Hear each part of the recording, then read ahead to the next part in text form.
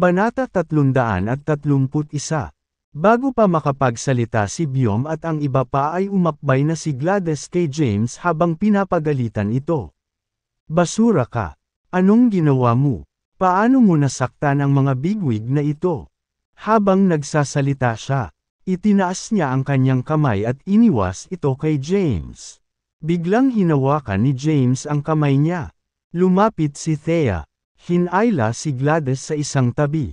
At nagpaliwanag, "Ma, hindi kasalanan ni James. Gusto ni Bjorn ang hari ng ginseng.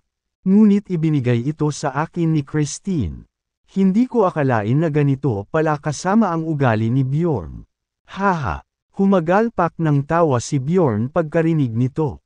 Paano kung masama ang ugali kong lalaki? Hahayaan ko ang pangyayaring ito pagkatapos kong baliin ang mga binti ng brat na ito. Ibigay mo ang hari ng ginseng. At manatili ka sa akin ng 3 buwan. Kung hindi, sinulyapan niya ang karamihan. Kung hindi, ito ay magiging laro para sa Hills. Sabi niya nang walang pakialam. Nandito ako para iparating na pinaninindigan namin kung anuman ang desisyon ni Bjorn na gawin. Ang mga Yoder ang unang supilan sa Hills. At masisiguro kung malugi ang iyong pamilya sa loob ng 1 araw. Humakbang si Cooper at inalayan si Bjorn. Maaari kong garantiya na ang Hills ay walang magagawa sa North Kensington. At ang aking kumpanya ng seguridad na may 30,000 empleyado ay patuloy na nagdudulot ng gulo para sa Hills sa palabas kung hindi mo gagawin ang sinasabi niya ngayon. Sabi ni Cannon, ang mga ekspresyon ng Hills ay lubhang nagbago pagkatapos marinig ang kanilang mga banta. Ang mga ito ay talagang mga kilalang tao. Kahit ang mga Zino ay hindi kayang saktan ang mga taong ito. Matatapos na talaga ang Hills kung gusto nilang supilan ng mga taong ito. Walang kwentang basura. Bakit nakatayo ka pa dyan? Lumuhod at humingi ng tawad kay Mr. Truman. Saway ng matandang babae na may displeased expression. Tinuro niya ang hari ng ginseng sa mesa at magalang na sinabi, "Mr. Truman, ang hari ng ginseng ay narito mismo. Maaari mo itong kunin kung kailangan mo ito. Ang problemang ito ay dulot ng lalaking iyon na may apelyidong Caden. Wala itong kinalaman sa Hills. Anong ginagawa mo?" Si Jedediah ay nagpakita ng kawalang kasiyahan sa kanyang mukha. Kinamumuhian niya ang mga ganitong klaseng bully na higit na nang aapi sa mahihina. Naiintindihan din niya ang nangyari. Nasa kanan si James. Si Bjorn ang masama ang ugali. Ginoo. Si Truman. Ang hari ng ginseng ay ibinigay sa aking apo ng herbal biotech. Gayunpaman, nagdala ka ng isang grupo ng mga tao upang manggulo sa aking bahay. Anong klaseng ugali ito? Ano ang maaari mong gawin sa Hills sa isang sibilisadong lipunan na protektado ng batas? Haha, tumawa si Bjorn. Ako ang batas. Ngayon, dapat nabali ang mga paa ng brat na ito. At kailangang sumama sa akin si Thea. Kung hindi, sisiguraduhin kung walang araw ng kapayapaan ang Hills. Ang mga miyembro ng Hills ay natakot sa daan-daang mga security guard at hindi nang ahas na magsalita, tanging si Clinton ay tumayo para sa pamilya na hindi nasisiyahang ekspresyon. Ano ang sinusubukan mong gawin? Ako ang kapitan ng isang espesyal na unit ng pulisya. Umalis ka agad sa villa ng Hills. Kung hindi, tatawag ako ng pulis. Si Clinton ay matuwid dahil siya ay isang kapitan at opisyal ng pulisya. Ang kanyang ina ay agad na humakbang. Nakita ang kanyang anak na nagsalita. Kinaladkad niya nitong pabalik at pinag-uusapan. Anong ginagawa mo, Clinton? Problema ito ni Thea at James. Bakit ka tumatayo para sa kanila? Alam mo ba kung sino ang mga taong ito? Sila Bjorn Truman at ang Yoders. Sila ay hindi kapani-pani walang makapangyarihang mga tao. Sinusubukan mo bang hilahin pababa sa Hills? Nanay, sigaw ni Clinton. Pumasok ka sa loob. Saway sa kanya ng kanyang ina. Haha, tumawa si Bjorn habang pinapanood ang eksena. Siya ay lubusang nag-imbestiga sa background ng Hills at humingi ng tulong sa mga Yoder at Cannon upang matiyak na walang mangyayaring hindi inaasahan. Sa pag-back up sa kanya ng 2 taong ito, ang Hills ay tiyak na hindi maglalakas loob na manindigan para kay James. Ang kapitan ng isang espesyal na unit ng pulisya ay wala. Ang kanyang karera ay matatapos kung ang Yoders ay humila ng ilang mga string sa likod ng eksena. Thea, James, ito ang iyong problema, kaya alutisin ito sa iyong sarili. Huwag mong hilain ang pamilya namin pababa sa iyo. Ginoo, Truman, wala itong kinalaman sa Hills.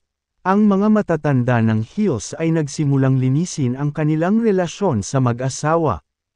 Ang mga kalahan ay lubos na solemn na. Si James lang ang nagpapanatili ng kalmadong ekspresyon. Wow! Napakasigla dito. Biglang tumunog ang isa pang volche mula sa labas ng villa ng Halls. Kabanata 332. Nabaling ang atensyon ng lahat sa boses. At may ibang grupo ng mga tao na lumapit sa di kalayuan. Ang pinuno ay isang lalaking nasa katanghaliang gulang na nakasuot ng suit at mukhang napakamatagumpay na tao. Ang taong ito ay si Bryson. Sa kanyang likuran ay may mahabang buhok na nakasuot ng itim na singlet at may tato na dragon sa kanyang katawan. Ang lalaking ito ay si Dylan Nell. Sumunod sa likod niya ang 20 pang subordinate. Ang mga lalaking ito ay may dalang mga stretcher. Maraming tao ang nakahiga sa mga stretcher na ito. Sila ay nabugbog at dumadaing sa sakit. Sino ang mga taong ito? Ang Hills ay nalilito. Maingat na lumakad si Jedediah. Nakikita na ang mga taong ito ay nagsusuot ng napakahigpit na mga ekspresyon. Sino kayo? Nasaan si James? Hindi pinansin ni Dylan si Jedediah at hiniling si James. Ang mga mata ng lahat ay nakikipagkwentuhan kay James. Nataranta rin si Thea. Ano ito tungkol sa oras na ito? Parang pamilyar sa kanya si Dylan. Ngunit hindi niya maalala kung saan niya ito nakita noon. Sinulyapan ni James ang mukhang mabangis na si Dylan at nakilala ang bisita. Ito yung taong gumawa ng gulo kagabi. Nandito ako. Anong meron? May kailangan ka ba? Lumapit si kalmadong sa kanya si James at malamig na tanong. Naglabas si Dylan ng matalim na punyal nang makilala niya si James. Pagkatapos, agad niyang sinumpa si James at umungol. Papatayin kita para ipaghiganti ang mga kapatid ko. Bahagyang inikat ni James ang kanyang katawan at iniwasan ang punyal. Mabilis niyang hinawakan ang kamay ni Dylan at pinilipit ito ng sobrang lakas. Arg! Napasigaw si Dylan habang namimilipit ang buo niyang katawan sa sakit. Get lost, biglang bumitaw si James at sinipa siya ng paa. Dahil sa suntok ni James, sinipa siya ng 2 metro palayo at ilang beses nagumulong sa lupa. Napaungol siya sa sakit sa lupa at saglit na hindi makabangon. Pinanood ng The Hills ang eksena at hindi nila matuno ang nangyari. Gayunpaman, isang bagay ang sigurado, nagdulot na naman ng gulo si James. Bahagyang kumunat ang noo ni Cannon. Nakasama ni Bjorn. Nang makita si Bryson, nagkataon lang. Bryson, bakit ka nandito? Agad namang lumapit si Cannon at nakangiting binati si Bryson. Napasulyap si Bryson sa taong bumabati sa kanya at nakilala si Cannon, pareho silang mula sa underworld ng North Kensington at natural na nagkita na sila noon pa. Hindi ba ito Mr. Stone? Ano ang nagdadala sa iyo sa villa ng mga Halls? Nakangiting sabi ni Cannon. May isang tanga dito na nakasakit kay Mr. Truman. Nandito ako kasama ang ilang lalaki para humingi ng hustisya para kay Mr. Truman. Sumulyap si Bryson kay Bjorn at sinalubong ito ng tango. Agad niyang sinabi, parang pareho tayo ng target. Ang batang ito na nagngangalang James ay binugbog ang ilan sa aking mga tauhan kagabi.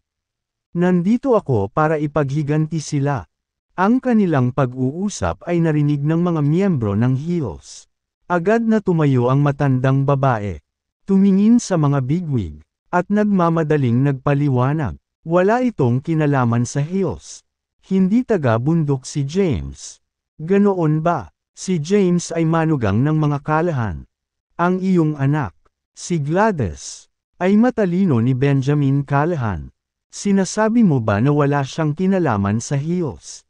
O syempre hindi. Takot na takot ang matandang babae. Ang mga ito ay lubhang masasamang figure ng underworld. Tatanggalin ko si Gladys sa pamilya ngayon din. Simula ngayon, wala nang kinalaman si Gladys sa hills. Nagmamadali niyang anunsyo. Dumilim ang mukha ni Gladys. At agad niyang pinagalitan. Walang kwentang basura. Ano ang ginawa mo, James? Paano mo nagawang masaktan ang napakaraming bigwig sa loob lamang ng isang araw sa North Kensington? Nataranta rin si Thea. Alam niya ang tungkol sa pangyayari kay Bjorn. Gayunpaman, ano ang dahilan kung bakit narito ang ibang mga tao? Tumingin siya kay James. Kabanata 333. Si James ay walang pakialam at tila hindi natatakot sa mga hindi inaasahang bisitang ito. Sinama ng tingin ni Bjorn at Bryson si James. Sumigaw si Bjorn, "Brat, bumaba ka na at hayaan mong baliin ko ang mga binti mo. Sasama sa akin ang iyong asawa. At matatapos na ito." Itinuro ni Bryson ang kanyang mga nasasakupan na nakahiga sa mga stretcher na bali ang mga paa at walang pakialam na sinasabi. "Paano ko hahayaan na lang ito? Tinalo mo ang mga tauhan ko at kailangan mong bayaran ako ng $2 bilyong para malutas ang bagay na ito. Dahil walang pera ang mga kalahan. Babayaran ito ng hills. Kung hindi ka magbabayad, don't blame me for the consequences." Natahimik ang hills. Todo habol ang mga bigwig na ito kay James. Kaya nanatili silang tahimik. Hindi pinapayagan ni Jedediah ang gayong pagsupil. Mapangahas. Tumayo siya at sumigaw. "Ito ang vilya ng hills. Ang lakas ng loob mong maging mapangahas sa bahay namin. Dad, huwag ka na masyadong magsabi. Ito ang mga taong hindi natin dapat pakialaman." "Oo, tatay, it's none of our business. Kaya huwag kang makisali dyan. Dad, kilala mo ba kung sino ang mga taong ito?" Ang taong ito ay si Bryson, ang underworld boss sa North Kensington. Narinig ko ang isang malaking samahan na nabangkarote at nakulong pagkatapos nilang saktan siya. Nagsalita ang mga miyembro ng Hills at pinigilan si Jedediah na masangkot. Gayunpaman, dati ng isang sundalo si Jedediah at hindi niya matitiis ang mga taong ito na nakikigulo sa kanya. Agad niyang kinuha ang kanyang telepono at tinawag ang kanyang paboritong disipulo, ang hepe ng City Police Department. "Harrison, ako ito. Ito ay si Jedediah. May sitwasyon ako ngayon. May mga taong nanggugulo sa Villa ng Hills." "City Police Department, Chief's Office." Sinagot ni Harrison Zeller ang tawag mula kay Jedediah. Si Jedediah ang kanyang mentor at malaki ang naitulong sa kanya noon. Masasabing hindi niya mararating ang ganoong tagumpay kung wala si Jedediah noon. Gayunpaman, ang mga nakatataas ay partikular na nagpapaalala sa kanya na huwag manghimasok sa mga gawain ng Hills at binalaan siya na walang makakapagprotekta sa kanya sa umaga. "Ginoo, Hills, pasensya na. Hindi talaga ako makaalis sa trabaho ngayon. Magdadala ako ng regalo sa ibang araw at magkita tayo sa Villa ng Hills. Yun lang muna. Bye." Beep, beep beep. Ibinaba na ni Harrison ang tawag bago pa makapagsalita si Jedediah. Ito, may STEM expression ang mukha niya. Kahit matanda na siya, hindi siya nalilito. Mula sa pag-uugali ni Harrison, hindi mahirap para sa kanya na maunawaan na si James ay nakasakit ng isang napaka-impluwensyang tao. Kaya, ang mga taong ito ay pinigilan, ang mga miyembro ng Harrison the Hills ay sinulyapan. Jedediah, ngumisi si Bryson. "Mr. Hale, maaari mong subukang tawagan si Mr. Zeller para sa tulong. Natatakot ako na baka mabaigaw ka. Kahit si Mike Zeller ay hindi mapoprotektahan ang Hills ngayon bigyan mo ako ng 2 bilyong dolyar. At ang paggamit nito ay malulutas. Tutuperin ko ang aking salita. Or else what? Nagsuot ng galit na galit si Jedediah biglang nakatanggap ng tawag si Clinton. Matapos marinig ang balita mula sa tawag sa telepono, agad siyang bumagsak sa lupa. Tapos na ako para. Tumingin ang miyembro ng Hills kay Clinton, anong problema? Clinton. Naguluhan si Jedediah sa kanyang ginawa at nagtanong. Lolo, isang I've been dismissed. Nalungkot si Clinton habang mahinang sumagot kasabay nito. Maraming miyembro ng pamilya ang nakatanggap ng mga abiso na sumusunod sa isa't isa. Na nagsasabing sila ay nasuspend sa trabaho. Ang Hills ay nasa ganap na takot. Haha, bumangon si Dylan sa lupa at tumawa ng malakas. Ang Hills ay titigil sa pag-aral sa North Kensington kung hindi kami bibigyan ng kasiyasyang sagot. Nang marinig ito, nataranta ang Hills. Basura ka. Anong ginawa mo, James? Malas ka. Thea. Sinabi ko na sa inyo na si Thea ay jinxed. Hindi kayo naniwala sa akin. Tingnan mo kung gaano kalaking problema ang dinala ng iyong anak at manugang sa Hills. Gladys. Nagsimulang ituro ng mga miyembro ng Hills si Gladys. Kung nakakamatay lang ang mata ng isa, hindi na maraming beses na namatay sina Benjamin, Thea, at James. Kabanata 334. Sa ilang sandali lang, nasuspend sa trabaho ang lahat ng may trabahong miyembro ng pamilya ng Hill. Nataranta ang mga miyembro ng Hills. Sila ay sumigaw at pinag-uusapan ang mga kalahan sa mga nakakasakit na salita. Seryoso rin ang ekspresyon ni Thea. Paano kaya maraming bagay ang mangyayari sa isang birthday party? Patuloy siyang nag-iisip ng solusyon. Ang ideya na tawagan ang misteryosong si Mr. Hayden ay pumasok sa kanyang isipan. Ngunit wala ang kanyang contact number. I drag ang brat na iyon sa akin. Sabi ni Bjorn. Mabilis na napaatras ang mga miyembro ng Hills sa takot. Nagtago rin sa malayo sina Benjamin at David. Hinayla ni Gladys si Thea. Isang dosenang lalaking nakasuot ng itim ang humakbang at pinalibutan si James. Sinulyapan ni James ang mga bisitang sumulpot sa villa ng Hills at mahinahong sinabi. Hindi pa huli ang lahat para umalis ka. Kung hindi ka makakaalis sa gusto mo mamaya. Hindi mo ba kilala ang misteryosong Mr. Hayden na may malaking impluensya sa Kensington? Isa siyang buhay na kinatatakutan ng marami. Haha, ang misteryosong Mr. Hayden. Kahit ang Diyos ay hindi makapagliligtas sa iyo ngayon. Ganoon ba? Biglang pumasok sa villa ng Hills ang isang medyo may edad na lalaki.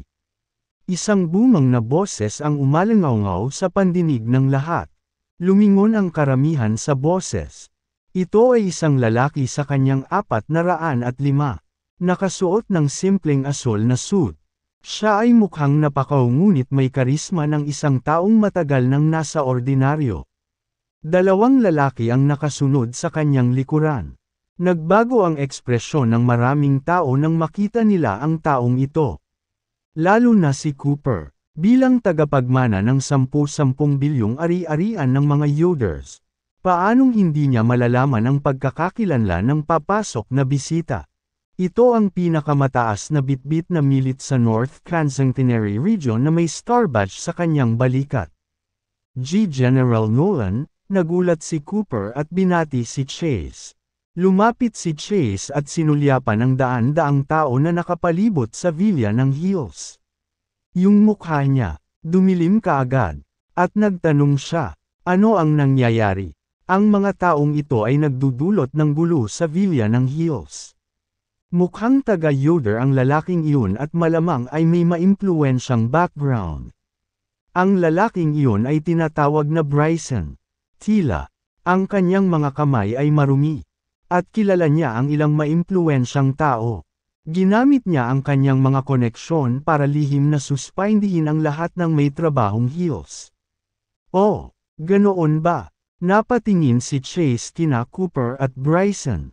Ngumuso siya at nakangiting lumapit kay James. Tapos, naglakad siya papunta kay Thea at nakangiting sinabi, "Ms. Thea, sorry kung late ako dumating. Ayos ka lang. Natakot ka ba?" "Ha?" Bahagyang natigilan si Thea, "Di ba ito si General Nolan?" Ilang beses na niyang nakita si General Nolan. Minsan sa birthday party ni Lex at minsan sa Botica noong una siyang dumating sa North Kensington. Pangatlong beses na ito, General Nolan, matapos matigilan sandali. Binati niya ito ng may pagtataka sa ekspresyon. Pagkatapos batiin si Thea, tumalikod siya at pinandilatan sina Bjorn, Cooper, Cannon, Bryson, Dylan, at iba pang mga hindi imbitadong bisita. Sa isang tingin, ang mga taong ito ay nanginginig sa takot. Hindi nakatiis si Cooper at napaluhod. General Nolan, wala itong kinalaman sa akin. Pinilit ako ni Bjorn na pumunta dito kasama siya. It's none of my business. Napatulala si Bjorn. Ito ang tagapagmana ng mga Yoder. Siya ay may mahalagang papel sa North Kensington. Paano siya madaling mapaluhod? Ito ay dahil ang lalaking nauna sa kanila ay si General Nolan. Sino si General Nolan? Nagmamadaling humakbang si James at sinabing, "General, siya ang nagbanta sa Hills, na nagsasabing gagawin niyang bangkarota ang Hills sa ilang minuto." Napakagaling. Nagdilim ang ekspresyon ng mukha ni Chase. At agad niyang nilabas ang phone niya. Nagdial siya ng isang serye ng mga numero at nag-utos. Abisuhan ang mga kaugnay na departamento upang maimbestigahan ng maigi ang mga Yoder. Suriin kung mayroong anumang mga problema na kailangang ayusin o ang kanilang operasyon ay itigil. Pawis na pawis si Cooper dahil sa takot. Ang Yoders ay may netong halaga na 10 bilyon. Ngunit upang makuha ang kanilang tagumpay, gumamit sila ng ilan, mas marami o hindi gaanong maruming pamamaraan sa kanilang negosyo. Matatapos na ang mga Yoder kung lubusan silang iimbestigahan ng mga tungkulin. Lumuhad siya sa lupa at iniyuko ang ulo. "General, wala sa akin. Wala itong kinalaman sa mga Yoder. Ideya lang iyon ng matandang Byong." Gayunpaman, kahit paano lumuhad at yumuko si Cooper. Nanatiling walang pakialam si Chase. Napatingin siya kay Cannon. "General, ang lalaking ito ay tila nagpapatakbo ng isang uri ng kumpanya ng seguridad." Sabi niya, mahigit 30,000 empleyado ang kumpanya niya. At palagi nilang haharas ang pamilya ng Hills hanggang sa hindi sila umalis sa kanilang bahay. Ani James. "Oh." Nagdilim ang ekspresyon ni Chase. At sinabi niya, "Hindi ko inasahan na may ganitong security company pa rin sa North Kensington. How dare you do as you please?" Mukhang hindi malinis ang kumpanyang ito.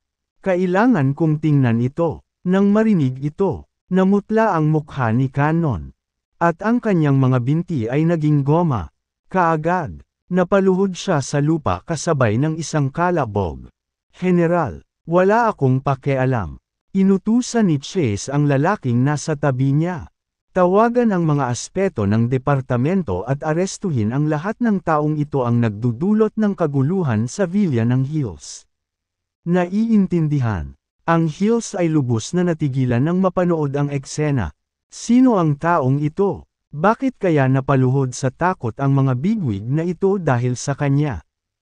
Itinuro ni James si Bryson at sinabing, "General, mas malaki ang kakayahan ng isang ito. Mukhang solid ang background niya dahil nagawa niyang tanggalin ang lahat ng empleyadong miyembro ng pamilya ng Hill."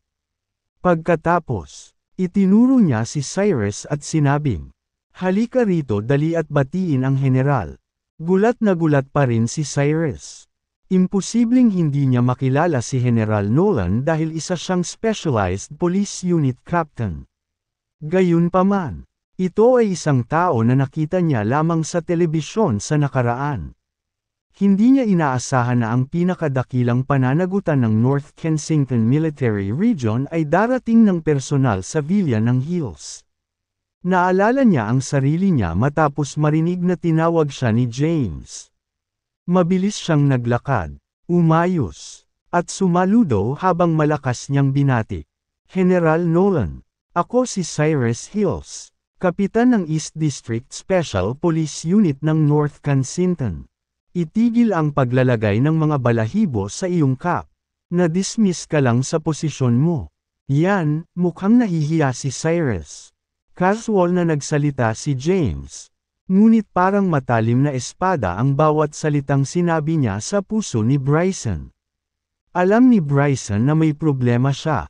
Hindi lang siya ay tapos na para sa kanya. Ngunit ito rin ay magiging game over para sa taong sumusuporta sa kanya. Lumuhod si Bryson sa lupa kasabay ng kabog at sumigaw ng malakas. General Nolan, may kasalanan ako. Inutusan ni Chase ang katabi niya. Check this guy's background. Kung sino man ang nadadawat o may kaugnayan ay hindi dapat basta-basta pabayaan. Naiintindihan. Halos himatayan si Bryson sa takot pagkarinig nito. Nagpalitan ng tingin ang mga miyembro ng pamilya ng Hills sa pagkalito. Masyadong mabilis ang mga pangyayari. Napakabilis nito kaya hindi sila nakapag-react. Matapos makitungo sa mga hindi inanyayahang panauhin. Nilapitan ni Chase si Jedediah at nakipagkamay sa kanya. Mr. Hale, matagal ko nang gustong makipagkita sa iyo ngunit hindi ko magawang maglaan ng oras sa aking schedule. Sa sobrang tuwa ni Jedediah ay halos maiyak na siya. Bilang isang retiradong sundalo, matagal na niyang narinig si Chase. Sa kabila ng hindi niya nakikita sa personal, nakita niya ito sa telebisyon. General Nolan, Ginoo, Hale, hindi mabilang ang mga talento mo para sa bansa. Nagsimulang purihin ni Chase si Jedediah. Samantala, lumapit naman si James kay Thea at nag-thumbs up. Darling, hindi ka kapani-paniwala. Kahit ang general ay nakikiusap sa iyo. Kay kumuha ng pabor sa akin. Naguguluhan pa rin si Thea. Kakaiba na ang paggalang sa kanya ng mga kasanayan sa negosyo. Gayunpaman, bakit kahit na ang maimpluwensyang mga tauhan ng militar na ito ay tinatrato siya ng mabuti? Ano ang background ng misteryosong Mr. Hayden? Anong klaseng tao siya? Ang pagdating ni Chase ay madaling nalutas ang mga problema ng Hills. Nakipag-chat siya kay Jedediah tungkol sa kanilang paggamit sa militar habang ang mga kabataang Hill ay tumabi. Ang mga hindi inanyayahang bisita na naghahanap ng gulo ay nagpatuloy sa pagluhod sa lupa at hindi man lang ng ahas na huminga. Sa sandaling ito, nabuhay muli si David, at nagsimula siyang magyabang sa iba pang mga kabataan sa pamilya. Tingnan mo, ate, napaka-influential niya. Napatingin ang lahat kay Thea na nagtataka. Umupo lang si James sa isang tabi. Humihit-hit ng sigarilyo. Samantala, paminsan-minsan ay sinusulyapan ni Zara si James. Ang akala ng lahat ay nandito si Chase para magpabor kay Thea. Pero sinong mag-akala na nandito siya dahil kay James?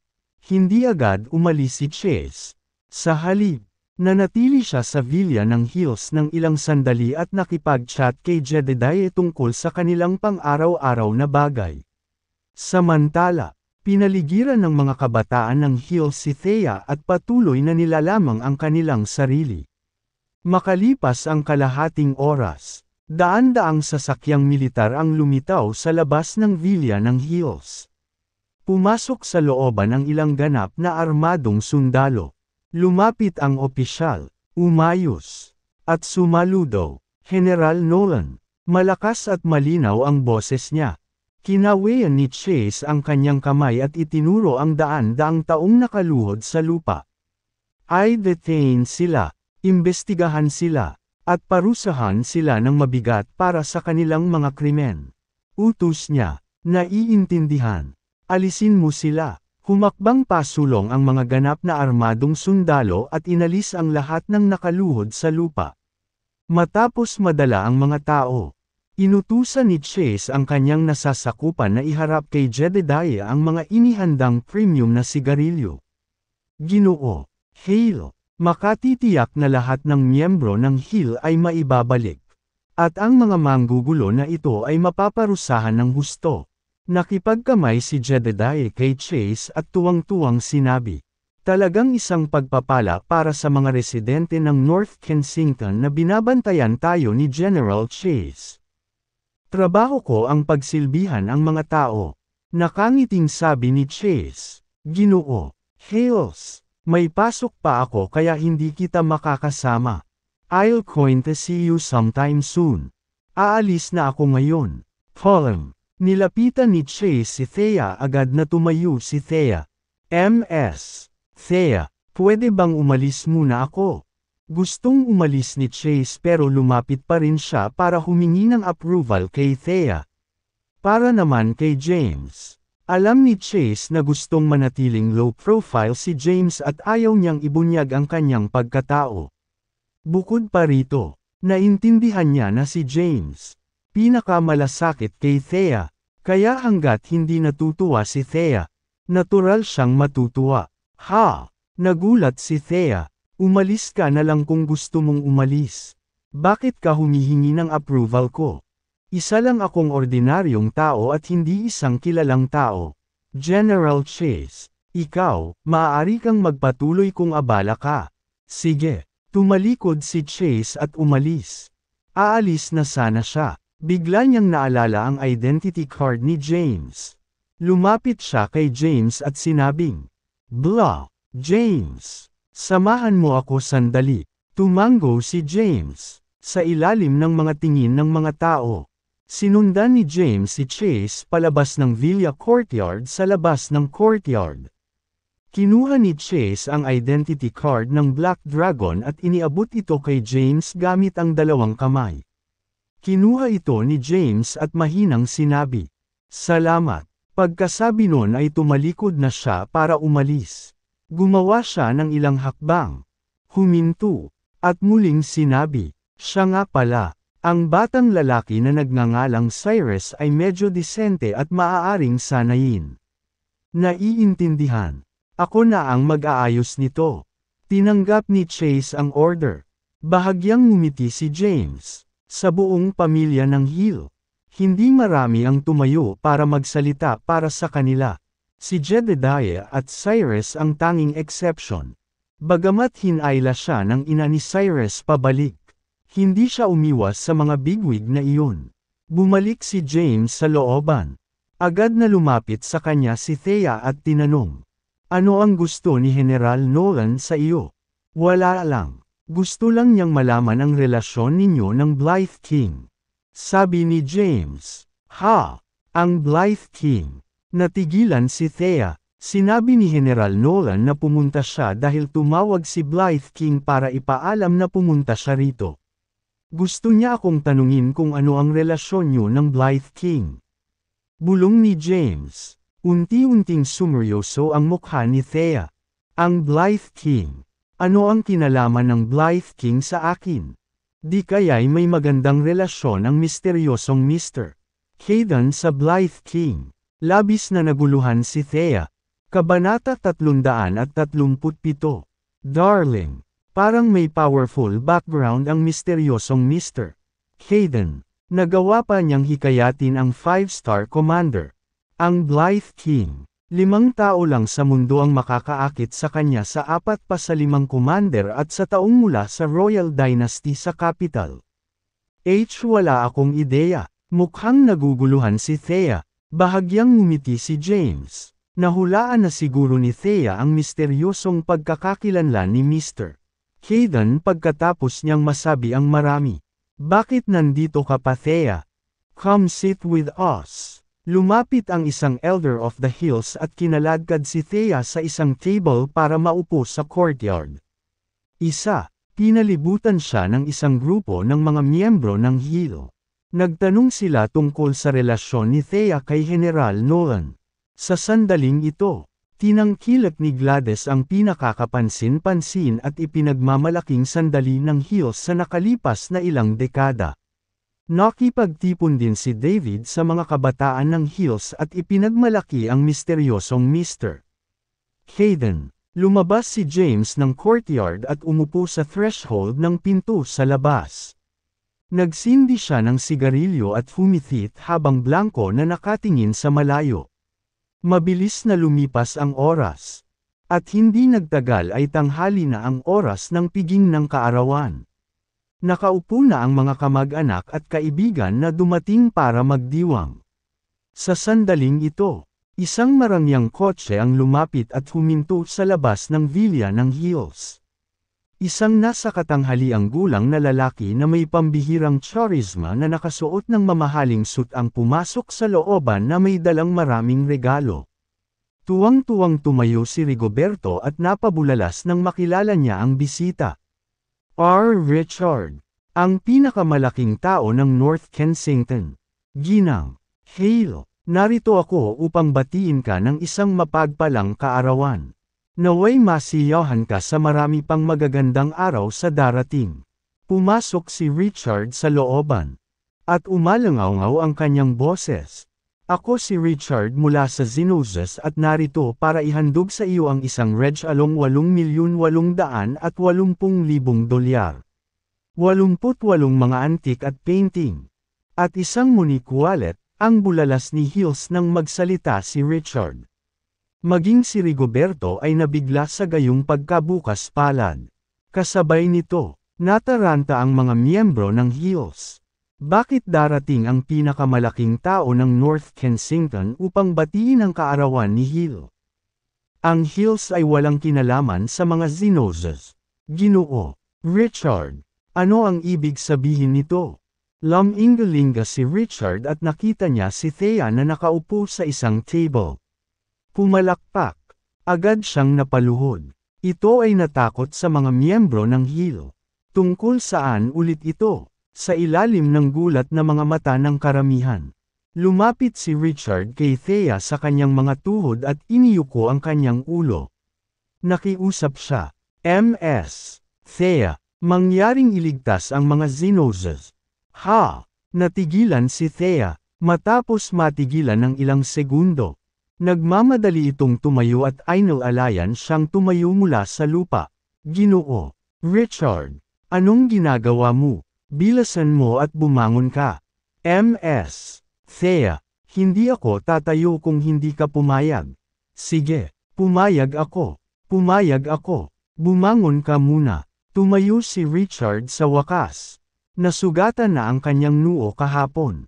Namuulang ang sugat, ngunit nagsimula na naman itong magdugo matapos yumuko sa lupa. Napatulala ang mga miyembro ng Hill. Ito ang pinakamalaking tao sa North Kensington. Gayunpaman, nakaluhod siya sa lupa na parang aso. Nagmamakaawa kay Thea na iligtas siya. Idinaragdag ang nangyari kanina. Hingal. Napabuntong hininga ang mga miyembro ng Hill. Sinong bigwig ang pinabura ni Thea Curry? Pagkatapos tulungang tumayo ni Thea si Richard. Nagtanong siya, Mr. Richard, anong problema? Humingi ng paumanhin si Richard. Ms. Thea, ang Zinoses ang may kasalanan sa nangyari. Pangunahing Ika, nandito ako para humingi ng tawad. Pakiusap kay General Nolan na iligtas ang mga Zinoses. Hindi ko kilala si General Nolan. Natakot si Richard sa sinabi ni Thea. Gustong lumuhod ulit ni Richard. Nagmamadaling sabi ni Thea, huwag kang lumuhod. Ipinapangako ko sa iyo. Sasabihin ko kay General Nolan na iligtas ang mga Zinoses. Salamat po. Umalis si Richard matapos mapatawad. Nakatingin ang lahat kay Thea pagkaalis niya. Inosenteng sabi ni Thea, I don't know why it just happened. Bakit lahat sila nakatingin sa akin? Thea, halika. Upo ka dito. Huwag tumayo. Kumain ka na. Thea, uminom ka. Thea, ipapamasahe kita sa balikat. Pinalibutan ng grupo ng mga miyembro ng Hill si Thea. Naging personal show ni Thea ang birthday banquet. Maging ang matandang babae ng bahay ay patuloy na pinupuri si Thea. Habang nagsasaya ang pamilya sa kanilang pagkain. Sinagot ni Clinton ang isang tawag sa telepono. Biglang tumayo, at napabulalas. Nakatawag pansin ang kanyang mga sigaw. Hindi nasisiyahang nagtanong ang matandang babae. Ano ang sinisigaw mo? Napatawag kasi ako, Lola. Na-promote ako at inilipat sa rehiyon ng militar. Ano? Na-promote? Nagulat ang lahat. Bakit siya na-promote out of the blue? Matapos ang saglit na pagkabigla. Napalingon ang lahat kay Thea. Huwag mo akong tingnan. It's none of my business. Nataranta rin si Thea at nagmamadaling nagpaliwanag. Clinton, ano ang posisyon na itinataas mo sa rehiyon ng militar? Oo. Clinton, tigilan mo na ang pag-ukit sa amin. Magmadali at sabihin sa amin ang tungkol sa posisyon. Hindi ko rin alam. Tumawag lang sila para ipaalam sa akin na mag-ulat sa rehiyon ng militar. Sabi ni Clinton, ano pa ang ginagawa mo dito? Bilasan mo at umalis ka na. Sige. Hindi na nag-abalang kumain si Clinton at mabilis na tumayo para umalis. Nagpatuloy ang pag-uusap ng Hills tungkol sa pagkain. Pagkatapos ng serye ng mga kaganapan, ang katayuan ni Thea sa Hills ay sumirit at naging lahat. Paksa ng pagsuyo. Noong una, nagplano si Thea na umalis sa hapon.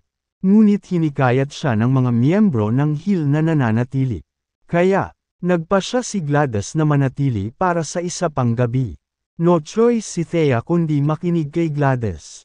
Pagkatapos ng tanghalian, pumasok si Thea sa loob ng bahay para magpahinga.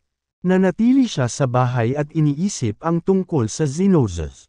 Hindi niya kilala si Chase ngunit nangako kay Richard na sasabihin niya sa kanya na iligtas ang mga Xenozas. Naguguluhan siya dahil hindi niya personal na kilala si Chase. Darling, anong problema? Ano bang pinagkakaabalahan mo? Lumapit si James at umupo sa tabi niya. Honey, hindi ko kilala si General Nolan. Pero nangako ako kay Richard. Anong gagawin ko? Nahihiyang paliwanag ni Thea. So yun ang pinagkakaabalahan mo.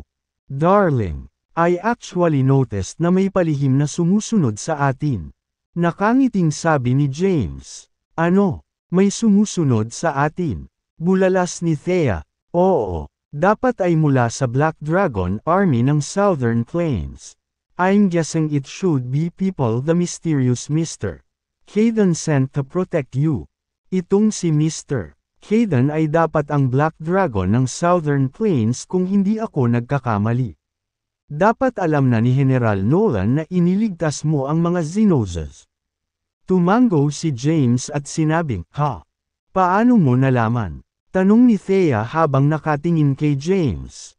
Nakalimutan mo bang sundalo ako sa Southern Plains? Nakilala ko si General Belor at alam kong Cadence ang kanyang apelyido. It's not a surprise that I can sense na may sumusunod sa atin. Oh, ganoon ba? Nag-aalinlangan si Thea at hindi lubos na naniwala kay James. Gayunpaman, interesado rin siya sa pagkakakilanlan ni Mr. Caden at gusto niyang malaman ang higit pa tungkol sa kanya. Hindi niya maiwasang magtanong, ano ang pangalan ng General Black Dragon ng Southern Plains? Ano ang ibinigay niyang pangalan? Bahagyang nag-alinlangan si James ngunit kalaunan ay sumagot. Si James Caden din ang pangalan ng general. Pareho kami ng pangalan at sumam. Ito ang dahilan kung bakit inalagaan ako ng mabuti ng general. James Caden. Si James Caden ba talaga? Bulalas ni Thea. Oo. Anong mali? May mali ba dyan? Tanong ni James habang sinulyapan ang nagulat na si Thea. Huminga ng malalim si Thea at pinilit na kumalma. Wala lang. 10 taon na ang nakalipas. Ang taong iniligtas niya 10 taon na ang nakalipas ay ang nobyo ni Quincy. Si James. 9 love ako sa boyfriend ng best friend ko. Isip ni Thea. Sa pag-iisip nito, umiling siya at inalis ang mga gumugulo sa kanyang isipan. Bigla siyang may naalala at napasulyap kay James. Honey, ikaw? Oo. Anong problema? Hindi. Wala lang. Marahang umiling si Thea. Gustong tanungin ni Thea kung siya ba ang Black Dragon. Gayunpaman, nakita na niya ang misteryosong Mr. Hayden noon. Bagamat hindi niya makita ang mukha nito dahil sa maskara, naramdaman niya ang misteryosong Mr. Hayden ay may kakaibang ugali. Naiiba kay James. Ang kanyang asawa ay hindi maaaring maging misteryosong Mr. Hayden, ang Black Dragon, o ang taong lihim na tumutulong sa kanya sa likod ng mga eksena. Kahit walang sinabi si Thea, alam ni James na may hinala si Thea sa kanya. Pinili niyang huwag na ring magsalita. Maya-maya, gabi na, bumalik na si Clinton. Pinalibutan ng mga miyembro ng pamilya si Clinton. Tinanong siya tungkol sa kanyang paglalakbay sa rehiyon ng militar. He wore a proud expression as he boasted. Kakaiba ang status ko ngayon. Hindi lang ako nasa pagsasanay sa labanan ng mga espesyal na puwersa. Ngunit napili din ako bilang isang malapit na kasama ni General Nolan. Ang aking posisyon ay nasa ilalim lamang ng isang tao, at higit sa maraming libong tao ang aking kinatatayuan. Ano, sigurado ka ba, Clinton? Ang malapit na kasama ni General Nolan. Ang Hills ay hindi makapaniwala. Napabulalas din si Jedediah. Si Clinton, hindi ka pwedeng magbiro sa mga ganyang bagay. Lolo, hindi ako nagbibiro. Lahat ito ay personal na inaprubahan ni General Nolan. Sinabi rin niya na pagkatapos kong makumplito ang espesyal na pagsasanay, makikipagtulungan ako sa kanya at tutulungan siya sa kanilang mga bagay. Magsusumbong ako sa militar, rehiyon bukas at dumaan sa huling pagsusuri. Pagkatapos, pupunta ako sa Kensington para sa 3 buwan ng espesyal na pagsasanay. Biglang naalala ni Clinton ang isang bagay at sinabing, nga pala, maaari kong isama ang 5 miyembro ng pamilya sa pagsusuri bukas. Lolo, sino sa tingin mo ang dapat kong isama? Sasamahan kita, Clinton. Pupunta rin ako. Ganito na ako katanda pero hindi pa ako nakakapunta sa military region. Clinton, isama mo ako. Gusto ko talagang makita ang pagsusuri para sa seremonya ng pagpili ng mga espesyal na puwersa. Nagsimulang ipahayag ng mga kabataan ng Hill ang kanilang nais na dumalo. Lahat sila ay naimpluwensyahan ni Jedediah mula pagkabata at may matinding paghanga sa mga sundalo. Ito ay isang pagkakataon na hindi nila maaaring palampasin. Medyo nag-isip si Jedediah at sinabing, dahil pinapayagan ang mga miyembro ng pamilya, hayaan ang mga kabataan na sumali, hayaan silang pumunta sa labas ng mundo at makakuha ng ilang kaalaman. Nagtipon ang pamilya at pinag-usapan ang mga kandidato para dumalo sa pagsusuri. Samantala, lumabas si James ng silid at lumabas sa patio ng Hills. Sinadya niyang makahanap ng pagkakataon si Chase para sanayin at i-promote si Clinton. Hindi niya akalain na si Chase ang mag-aayos na nasa tabi niya si Clinton. Masyadong malaki ang pag-promote.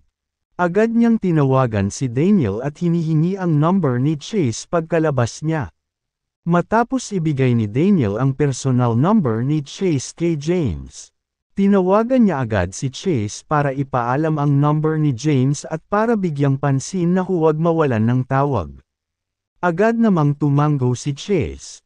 Bakit kailangan ng commander ang aking numero? Mayroon bang isang bagay na hindi ko naabot ang kanyang inaasahan?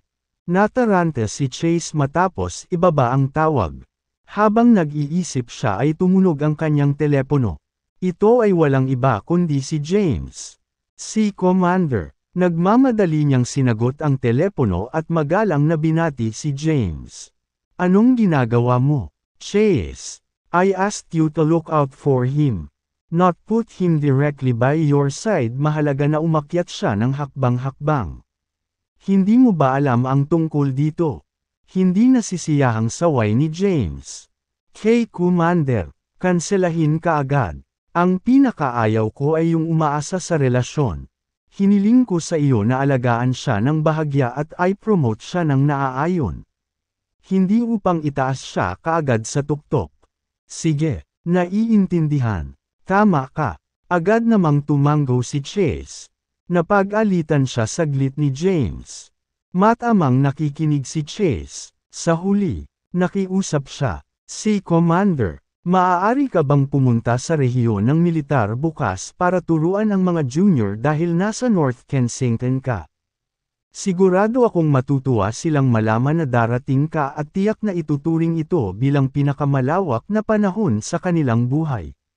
Alam na ni Chase na si James ang magsisilbing chief instructor ng Special Forces Training.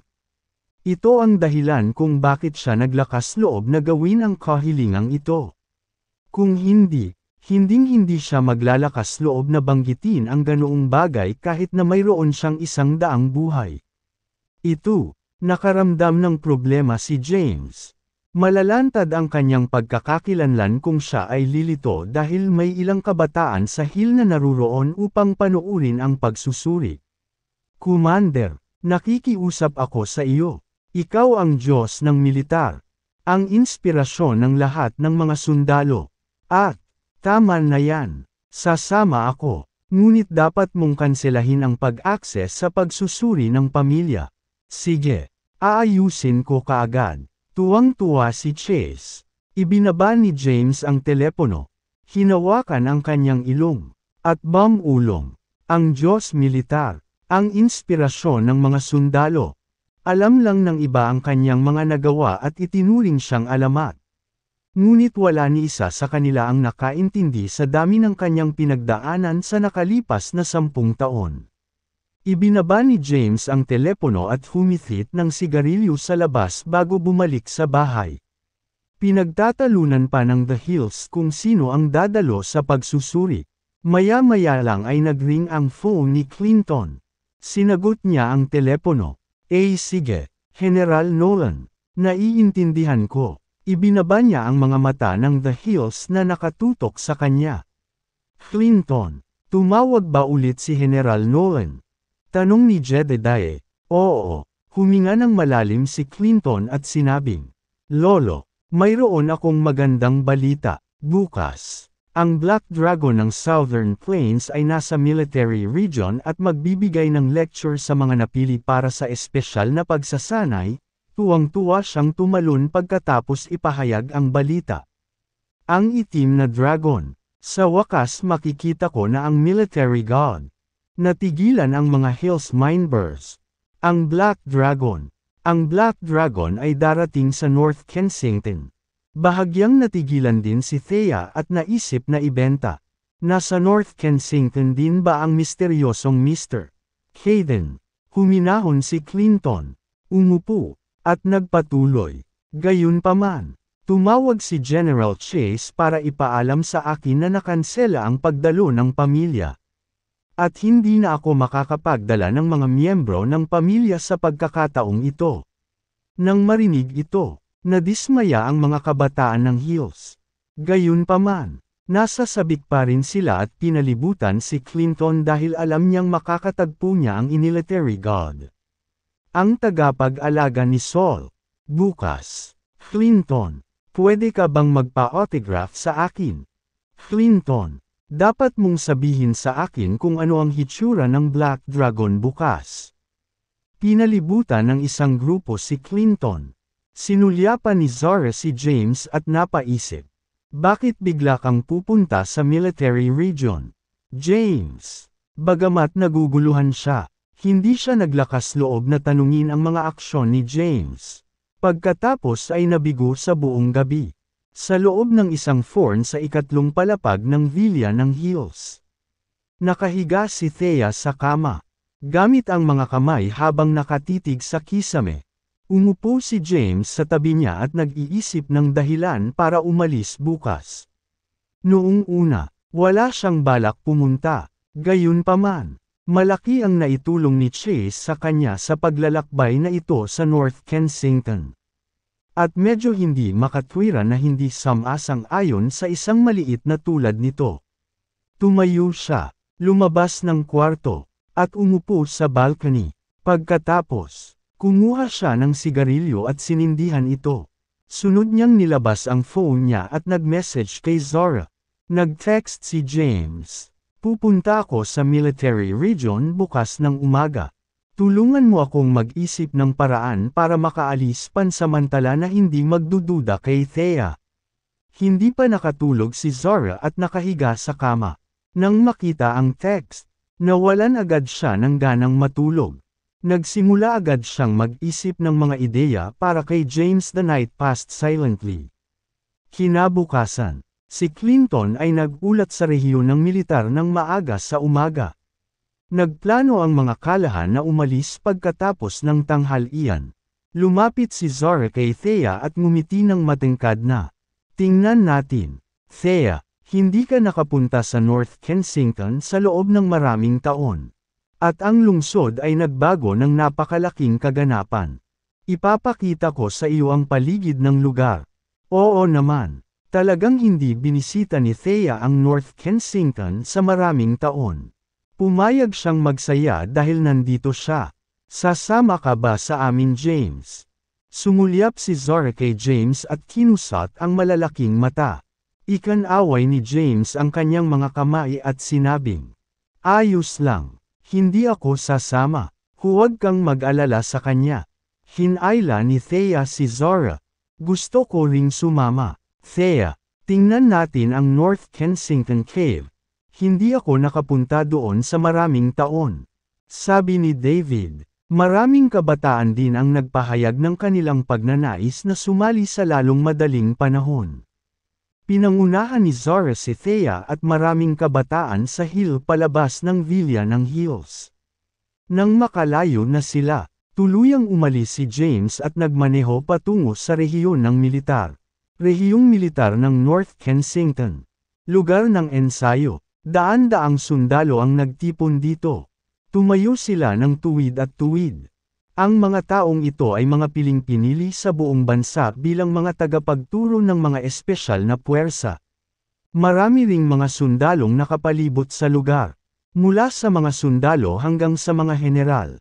Mahigit 100,000 katao ang nagtipon sa rehiyon ng militar. Ang mga taong ito ay metiyagang naghihintay sa pagdating ng isang tao. Kabanata 341.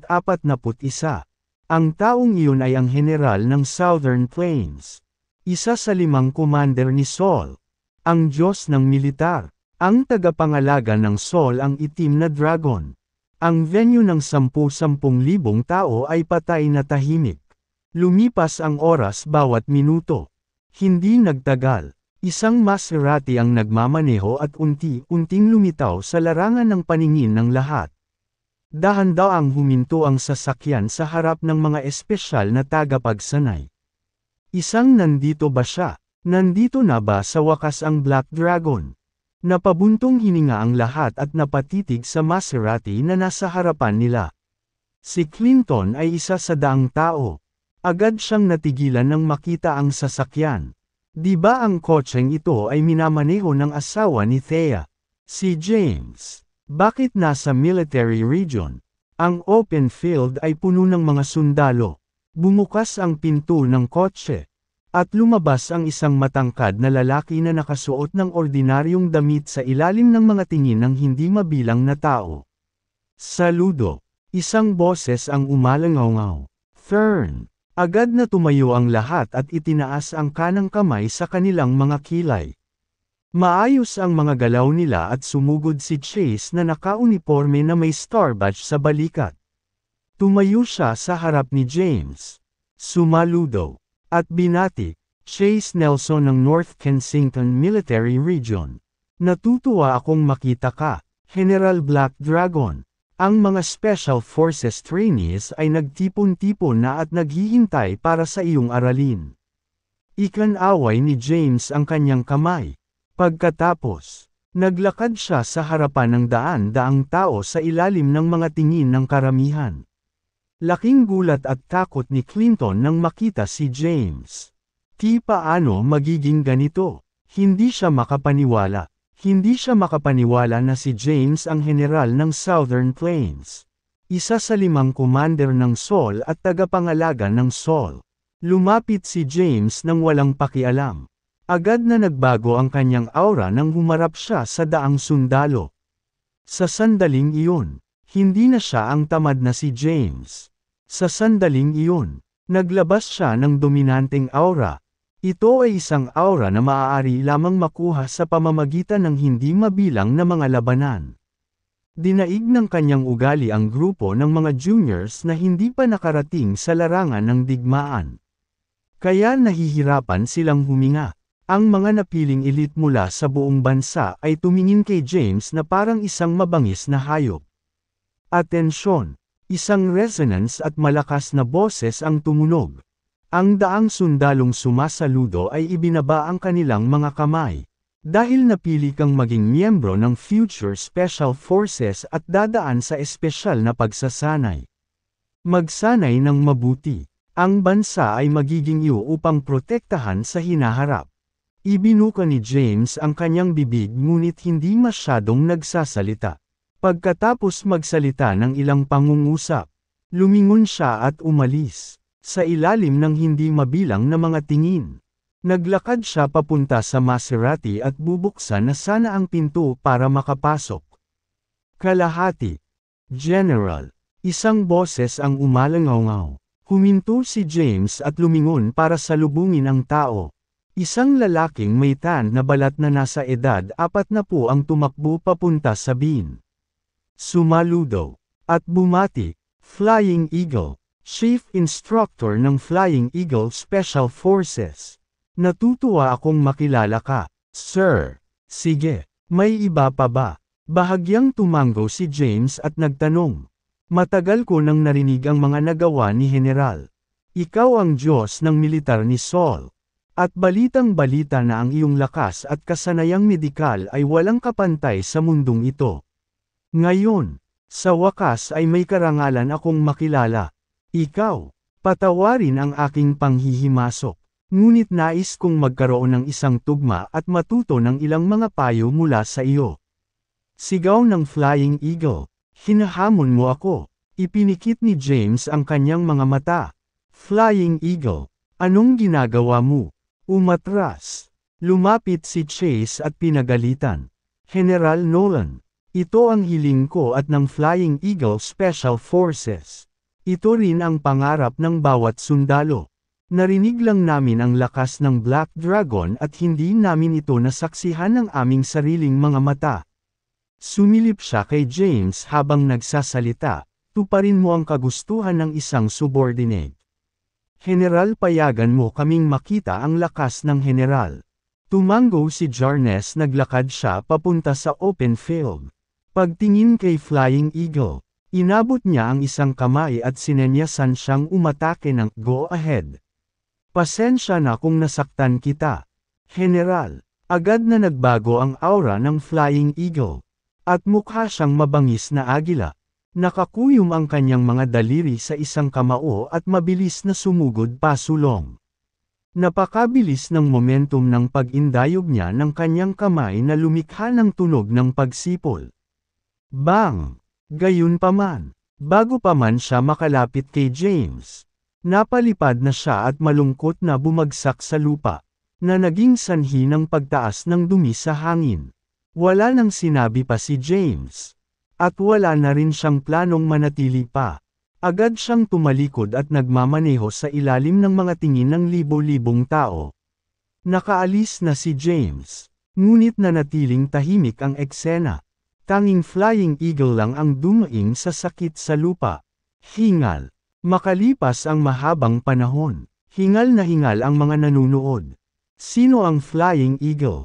Siya ang punong instructor ng Flying Eagle Special Forces.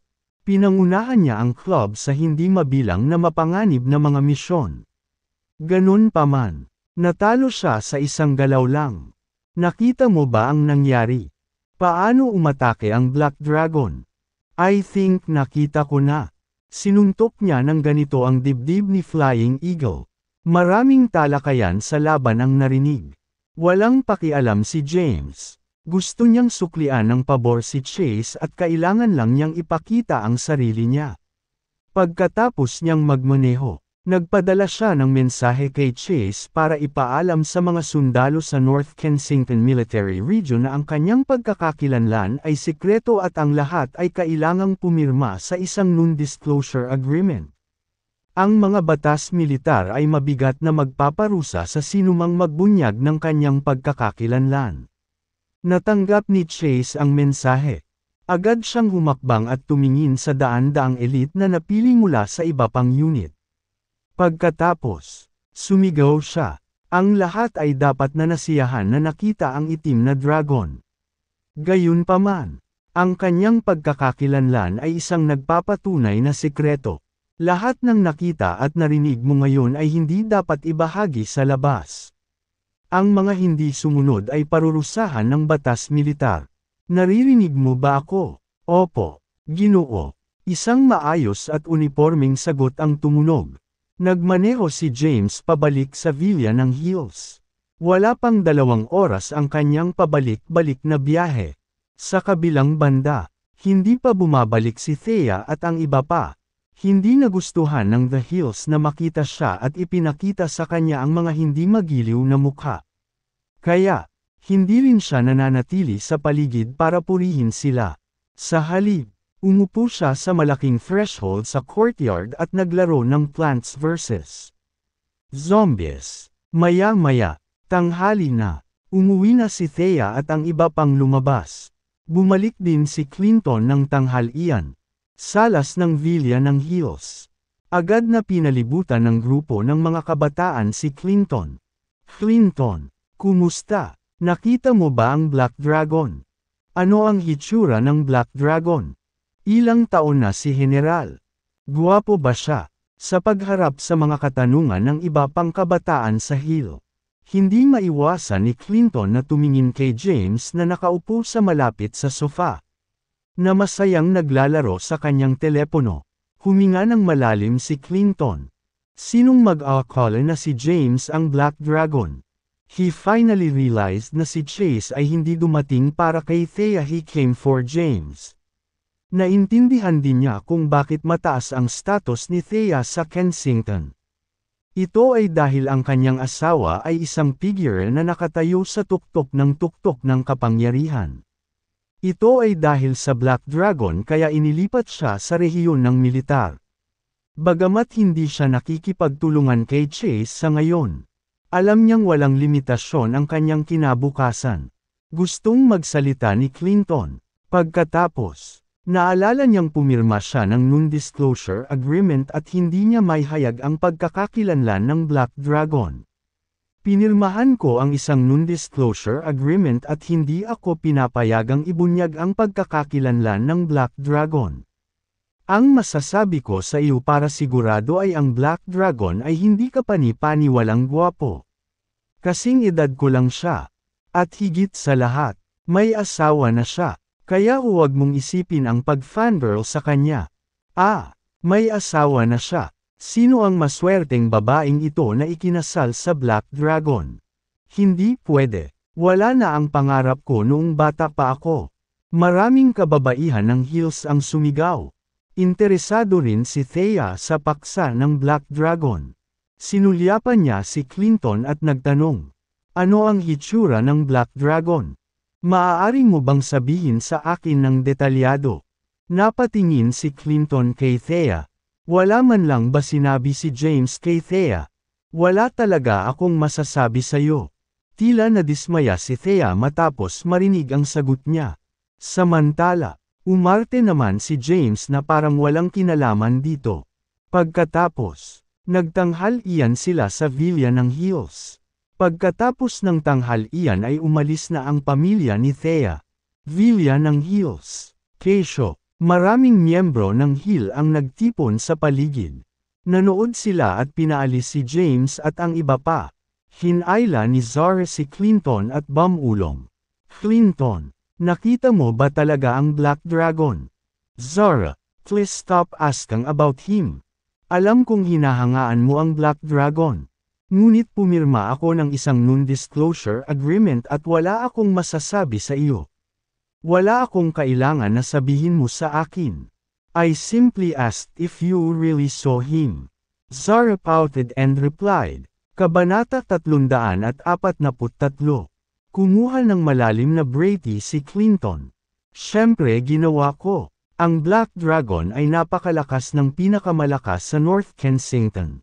Ang Flying Eagle ay hindi man lang tumagal ng isang pag-atake at natalo sa isang iglap. Kumukulo pa rin ang dugo ni Clinton. Naalala niya ang eksena. Nang marinig ito, kinumpirma ni Zara na si Chulon Locke James. Hingal. Hindi niya napigilan ang bullwasp. She felt so suffocated. Have iniokop the notion during this light matagal na niyang alam ang identity ni James pero hindi niya ito masabi kahit kaninong. Ngayong alam na ng Soyeliwan mula sa mga burol ang Lunsil entity. Maaari na lang siyang mag-iscos. Clinton. Ang totoo. Alam ko talaga ang pagkakakilanlan ni James sa kahabaan ng Ilmato Hino. Ang general ng Southern Plains.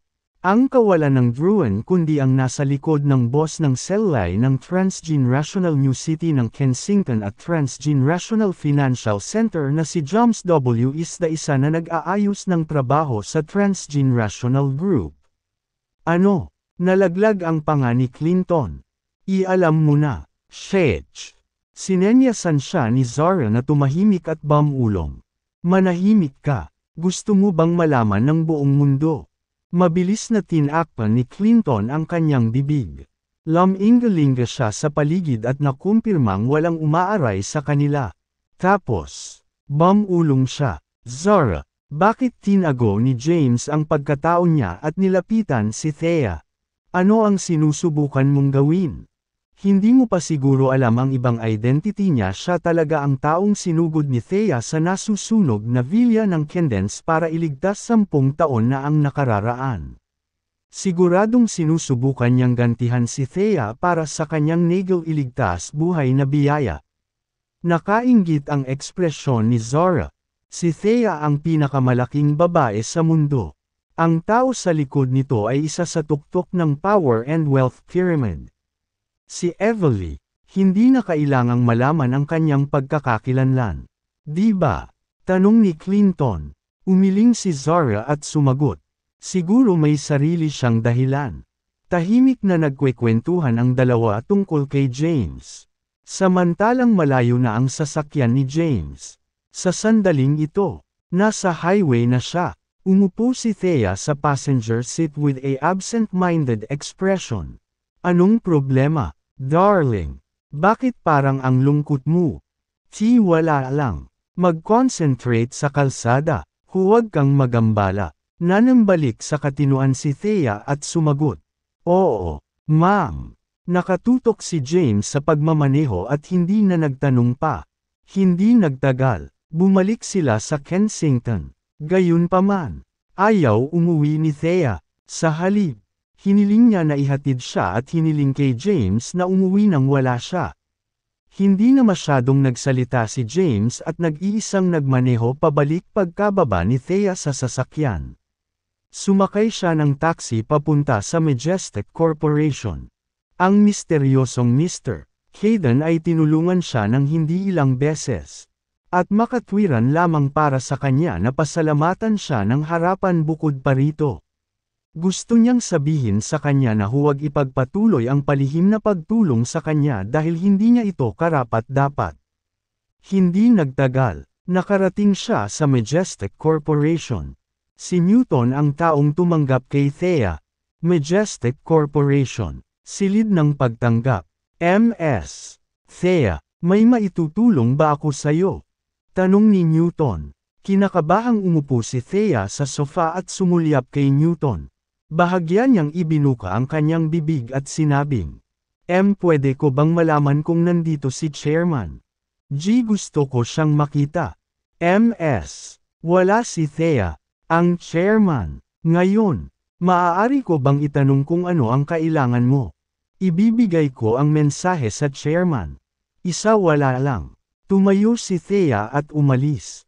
Agad namang nagpaalam si Newton kay James pagkaalis niya. Nang mga sandaling iyon ay nakarating na si James sa bahay. Si David at ang iba ay pumunta na sa malaking villa sa Goodview Villa District. At si James lang ang tahanan. Nakaupo siya sa sofa nang makita ang mensahe ni Newton.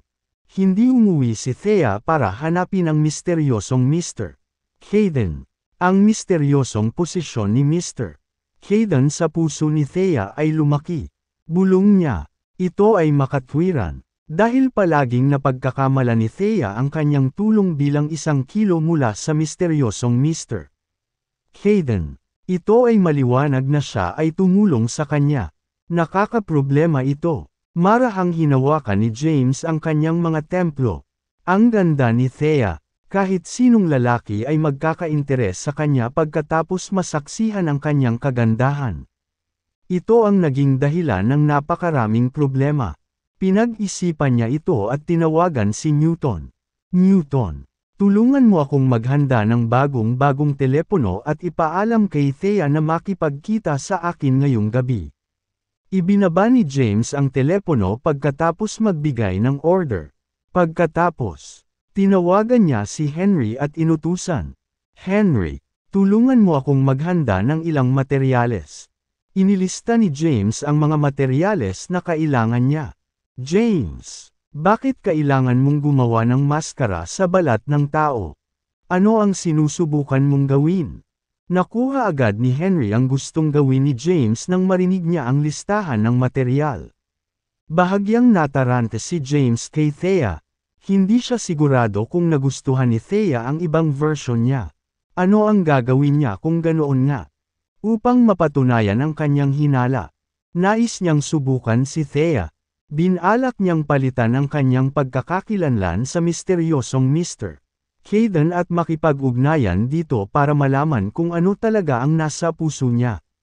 Hindi niya sinagot ang mga tanong ni Henry. Ibinaba niya ang tawag at matigang naghintay sa bahay. Iniwan ni Thea ang Majestic Corporation na may pagkabigo. Bago siya umuwi, nakatanggap siya ng tawag mula kay Newton. Ms. Thea, sabi ng chairman na pwede daw niyang makilala ang gabi. Makikipag-ugnayan siya sa iyo tungkol sa mga detalye. Excited si Thea matapos matanggap ang tawag. Nagsimula siyang umasa dito. Inaasahan niyang darating ang gabi. She hummed a melody when entering the house. Anong nangyari, darling?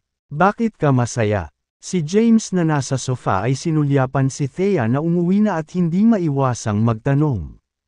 Tuwang-tuwa si Thea at hindi maitago ang pananibik. Gayunpaman, hindi niya maibabahagi ang kagalakang ito kay James. Kaya naman umiling siya at sinabing, walang anuman. Maliligo ako at pupunta sa kumpanya. Bumalik si Thea sa kanyang kwarto pagkatapos magsalita. Walang masyadong sinabi si James. Maya-maya ay lumabas na si Thea. Nagpalit na siya ng damit. Sa halip na isang damit sa negosyo. Nagsuot siya ng isang sex at kaakit-akit na damit. Maingat siyang nagbihis para sa okasyon. Mahal, ang ganda ng suot mo. Magde-date ka ba? Nakangiting tanong ni James. O syempre hindi. Anong petsa ang maaari kong ituloy? I'm going to the company to meet a big client. Paliwanag ni Thea na namumula ang mukha. Napangiti si James. Sige, sagot ni James. Ang iba pang mga pag-uugali ni Thea ay nakumbinsi sa kanya na siya ay nahulog sa pagiging misteryosong Mr. Hayden. Napasapaw siya sa noo. Paano naging magulo ang mga bagay-bagay? Isip ni James. Pagkaalis ni Thea, hindi rin nagtagal si James sa bahay at umalis na siya papuntang Henry's Common Clinic. Maya-maya pa ay umalis na sila David at Alisa sa bahay. Pumasok ang dalawa sa pinto at umupo sa sofa. Mahal, hinawakan ni Alisa ang kamay ni David at sinabing kaketishly. Mahusay na umunlad ang mga kalahan kamakailan at lumipat sila sa isang malaking villa. Gayunpaman, ang aking pamilya ay masikip pa rin sa isang maliit na bahay na 100 metro kwadrado. Isa pa, malapit nang ikasal ang kapatid ko.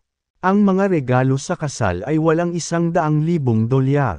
Kailangan mo akong tulungan. Ako, paano kita matutulungan? Hindi akin ang pera. Walang magawang sabi ni David.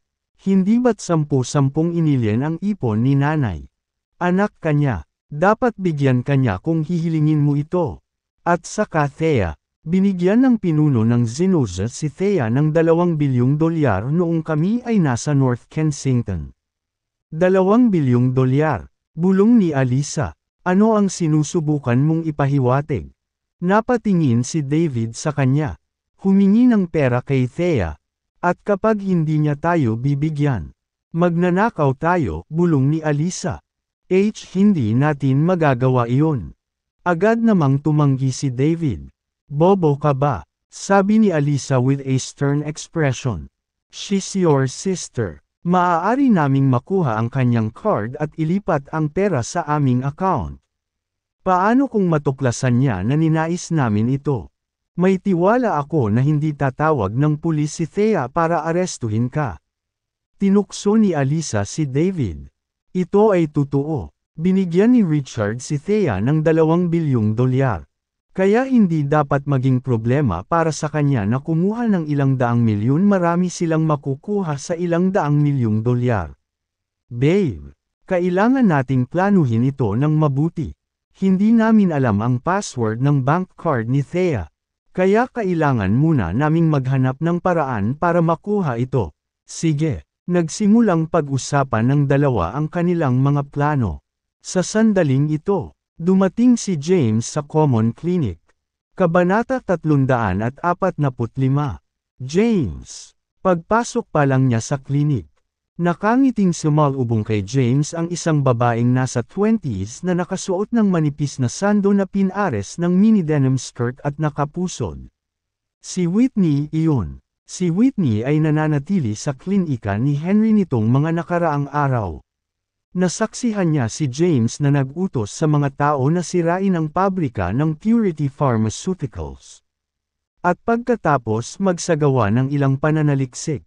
Nahulaan niya ang tungkol sa pagkakakilanlan ni James. Bagamat hindi niya alam ang mga detalye, alam niya na si James ay isang kilalang tao mula sa Southern Plains. Hello, tumango si James kay Whitney at pumasok sa kwarto. James. Mabilis na lumapit si Henry at binati. Nasaan ang mga bagay na hiniling ko? Doon. Kara-rating lang nila. Itinuro ni Henry ang isang kahon sa sahig at sumagot.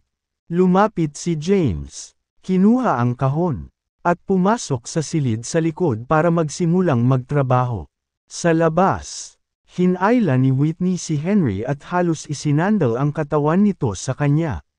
Nakangiting tanong niya, Henry, anong ginagawa ni James? Nagkibit balikat si Henry at sumagot. Paano ko malalaman? Sa loob ng silid sa likod. Nagsimulang gumawa si James ng isang makatutuhanang maskara ng tao. Bihasa siya sa mga kasanayang medikal. At ang paggawa ng maskara ng tao ay isang madaling trabaho para sa kanya. Ang maskarang ginawa niya ay kahawig niya 10 taon na ang nakalilipas. 10 taon na ang nakalipas. Nasunog ang buong katawan niya at pumangit. Pagkatapos gumaling. Nagbago rin ang kanyang hitsura. Ngayon, gusto niyang gumawa ng maskara ng tao na kamukha niya 10 taon na ang nakakaraan. Nang matapos siya, pumunta siya sa Majestic Corporation. Majestic Corporation, opisina ng tagapangulo. Nagsuot ng mamahaling suit at branded na relo si James. Ang kanyang ugali ay sumailalim sa isang matinding pagbabago. Isinuot niya ang ginawa niyang maskara ng tao at nagpalit ng anyo. Mukha na siyang gwapong binata. Siya ay may maputi na balat. Isang kaakit-akit na hitsura. At mukhang isang mayamang tao ang kanyang kasalukuyang hitsura ay ganap na naiiba kaysa sa kanyang karaniwang pagbebenta. Nakatayo siya sa harap ng salamin. Sumulyap sa kanyang mukha sa salamin. Mayroon siyang mga flashby.cks ng maraming bagay mula sa nakaraan. The Cadence. His grandfather. Louis' father. And his mother who had abandoned him very young. Naisip din niya ang kanyang kasintahan mula high school. Quincy, chairman, isang kaakit-akit na boses ang umalangaw-ngaw mula sa kanyang likuran. Harapin mo siya. Tumayo si Serena sa likuran niya. Nakasuot siya ng may kasuotan, isang puting blusa at itim na lapis na palda. Ang kanyang mahabang itim na buhok ay bumagsak sa kanyang balikat. At siya ay katawan kurbadong S-line na. Oo, bahagya siyang tumango at kinilala si Serena. Mabilis na inilabas ni Serena ang isang bagong telepono at iniabot ito gamit ang dalawang kamay. Ito ang bagong phone na inihanda ko. Kinuha ito ni James sa kanyang, chairman. May maitutulong pa ba ako sa iyo? Kinawayan ni James ang kamay niya at sinabing, pwede ka nang umalis. Sige, tumango si Serena at umalis. Umupo si James sa leather office chair at nagplano sa apog. Sayang 4 pa lang ng hapon. At may oras pa bago ang gabi. Kinuha niya ang phone niya at tinawagan si Newton. Ginoo, Queen, maghanda ka ng sasakyan para sa akin. Anong klase ang kailangan mo? James, kung mas maluho, mas mabuti. Ang kanyang kasalukuyang pagkakakilanlan ay hindi ang manugang ng mga kalahan kundi ang chairman ng Majestic Corporation. Isa na siyang business owner na may mga asset na hindi 10 bilyon. It was unreasonable for him to keep a low profile now. Bukod dito, makikita niya ang kanyang matalinong si Thea. Hindi katanggap-tanggap na magpakita siya ng napakasama. Sige. Ako na ang mag-aayos ngayon. Nagmamadaling ihanda ni Newton ang sasakyan. Kinuha ni Newton ang mga negosyong ipinasa ng Grade 4 at itinatag ang Majestic Corporation. Ang Majestic Corporation ay may 10 bilyong asset sa ngayon. Madali para sa kanya na makakuha ng isang marangyang kotse. Naghanda siya ng Rolls-Royce Silver Ghost nang wala sa oras. Ang kotse ay nawala ng $1.8 bilyong at hindi mabibili ng pera lamang. Nangangailangan ito ng malakas na koneksyon.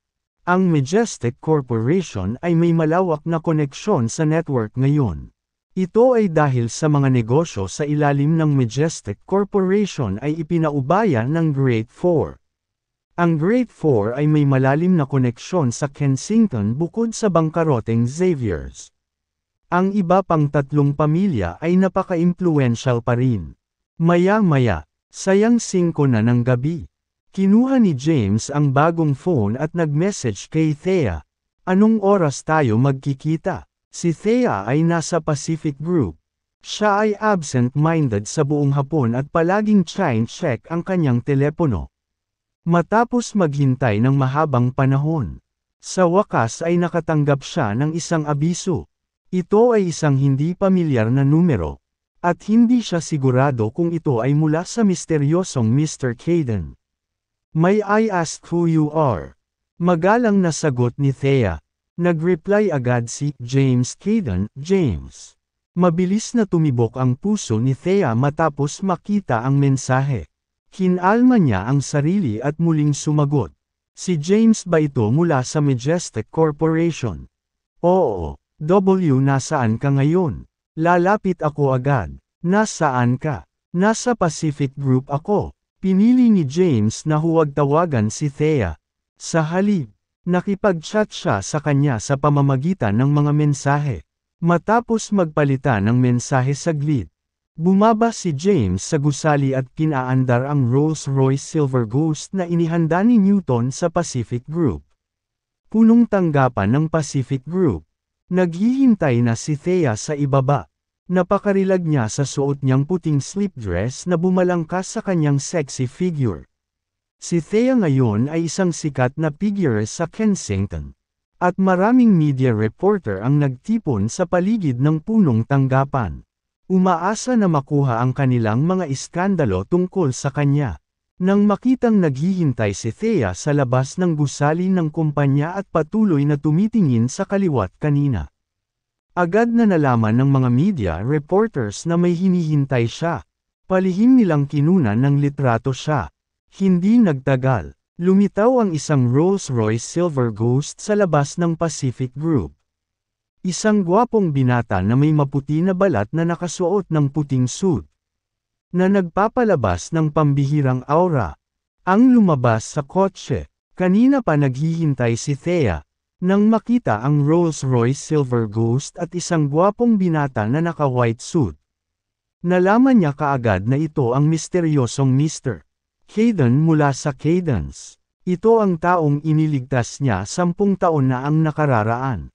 Ito ang taong nagligtas sa kanya mula kay Trent. Ito ang taong patuloy na tumutulong sa kanya ng palihim. Kahit na hindi pa niya nakita ang mukha nito. Sigurado siyang siya ito. Ang gwapo niya. Nang makitang papalapit si James ay lalong bumili ng tibok ng puso ni Thea. At halos malagutan siya ng hininga nang makita ang mga gwapong katangian sa mukha ng lalaki. Siya ba ito? Nakangiting lumapit si James kay Thea. Thea, malinaw at magnetic ang boses niya. Ang kanyang boses ay tila may mahiwagang kapangyarihan na lubhang nakaakit kay Thea. Sa sandaling ito, lumapit ang isang sexing babaeng nakasuot ng pulang damit na may pulang kolorete at salaming pang-araw. Si Quincy iyon. Ilang beses nang pumunta si Quincy kay Thea, pero lagi siyang wala sa opisina. Ngayon, napagdesisyonan niyang hanapin si Thea pagkababa ng trabaho para pag-usapan at ipakilala sa kanya si Xavier. Pagdating niya sa building ng Pacific Group, may nakita agad siyang tao. Nangilid ang mga luha niya nang makita ang mukha ng lalaki. Ito ang mukha na patuloy na pumapasok sa kanyang isipan sa nakalipas na 10 taon. James. Bahagyang nakaawang ang labi niya nakita niya si James na naglalakad papunta kay Thea sa di kalayuan. After a brief surprise, naalala ni Thea ang sarili at sinulyapan si James. Namula agad ang mukha niya. Sa wakas, nakilala niya siya. Marami siyang gustong sabihin ngunit hindi niya alam kung saan magsisimula. Fair na, sumenya si James na sumakay sa kotse. O sige, naalala ni Thea ang sarili. Kabanata 347. Magkatabing naglakad ang dalawa. Lihim na kinunan ng larawan ng mga mamamahayag ang eksena. Nagulat si Quincy sa di kalayuan. Mabilis siyang lumapit sa kanila at tumayo sa harapan ng dalawa. Saka hinubad ang kanyang sunglasses. Thea, sabi niya habang nakabukas ang panga. Sunod, lumingon siya kay James. May kaunting hinanakit sa kanyang mukha. At nagsimulang lumuha ang kanyang mga mata. Kumunot ang noo ni James bakit nandito si Quincy. James, nagsimulang lumabo ang kanyang paningin sa pag-iyak.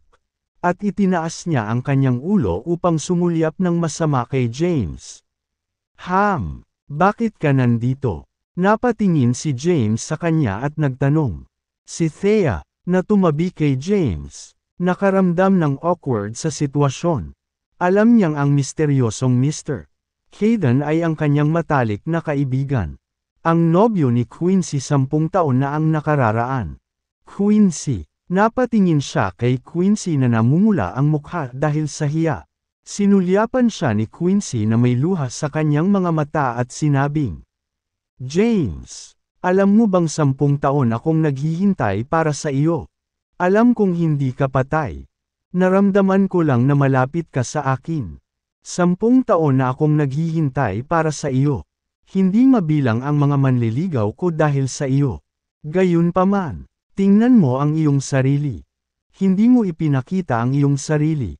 At ngayon kasama mo na siya kapag ginawa mo. Hindi mo ba alam na may asawa na siya? Nang marinig ang kanyang mga sinabi, mas lalo pang nahihiya si Thea. Na may asawa na si Thea. Kaya naman nakikipagkita ako sa kanya para malanawan. Ikaw at ako ay nagde-date lang ng ilang buwan. Isa pa, 10 taon na ang nakalipas. At matagal na kitang kinalimutan. Nakasimangot na sagot ni James. Fair na, sumulyap si James kay Thea at ngumiti ng paumanhin. Bahagyang tumango si Thea at ibinaba ang ulo. Hindi naglakas loob na tumingin kay Quincy. Hindi siya sigurado kung ano ang sasabihin kay Quincy. Diretsyong naglakad si James papunta sa Rolls-Royce Silver Ghost. Sumakay si Thea sa passenger seat. Tumayo si Quincy at pinanood ang dalawa na umalis habang ang mga luha ay hindi napigil ang pam-attack sa kanyang mukha. Isang marangyang restaurant sa Kensington. Pribadong kwarto. Magkatapat na nakaupo sina James at Thea. Ibinaba ni Thea ang kanyang ulo ngunit hindi maiwasang masilip si James. Nang makita ang gwapong mukha nito, namula siya, at patuloy na tumataas ang tibok ng puso niya. Salamat. Salamat sa tulong mo sa panahon na ito. Wala ito. Patay na sana ako kung hindi ka sumugod sa apoy para ay ako. Nagdusa ka nitong nakalipas na taon. At wala akong magagawa para makabawi sa ginawa mo para sa akin.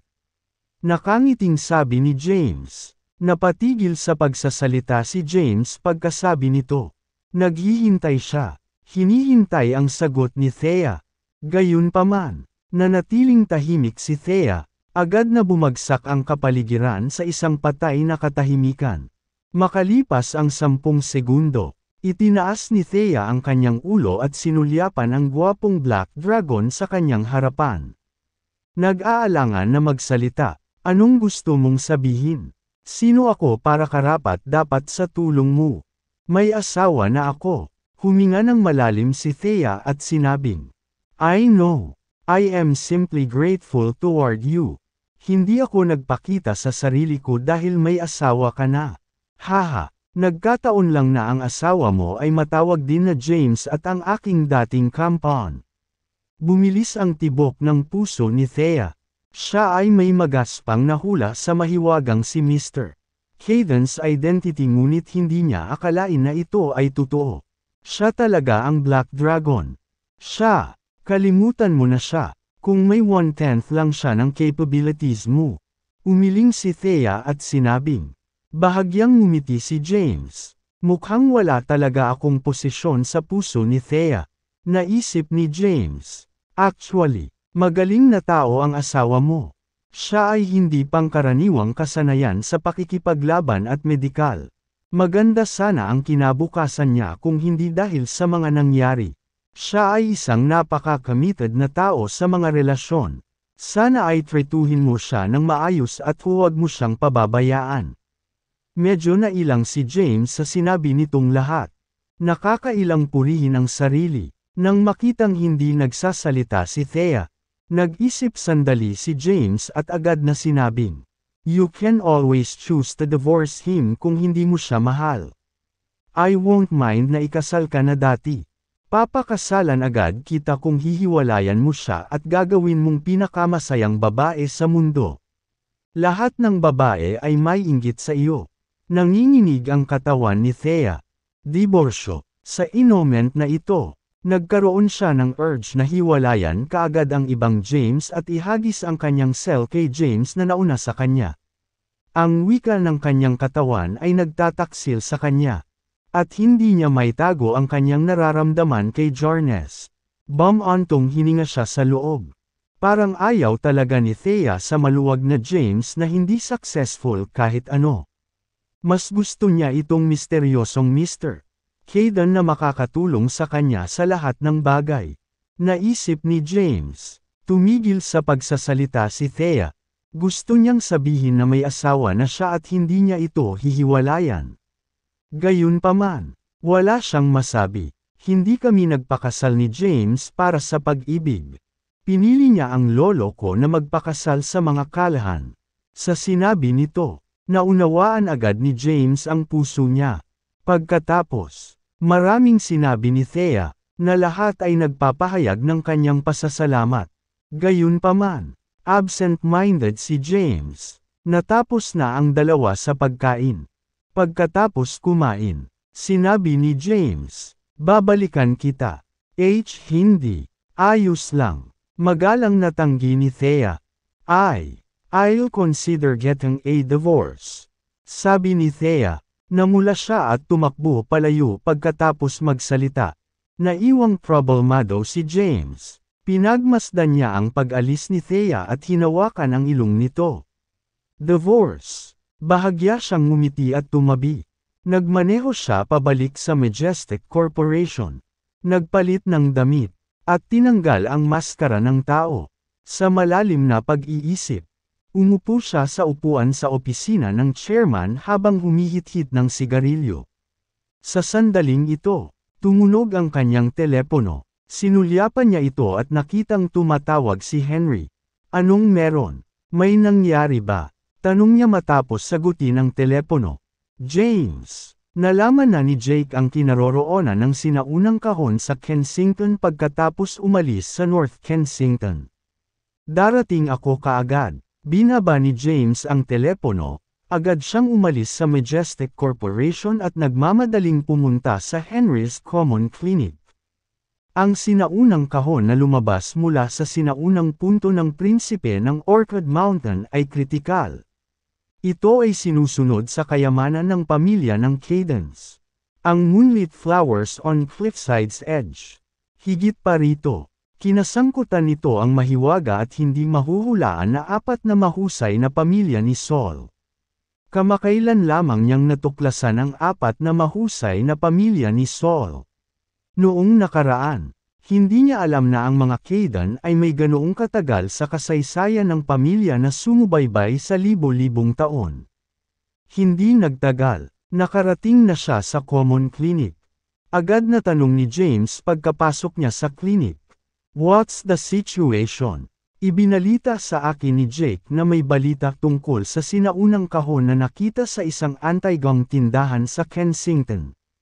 Ang may-ari ng anti-gang tindahan ay isang taong may matatag na background at may malaking impluwensya sa kabisera.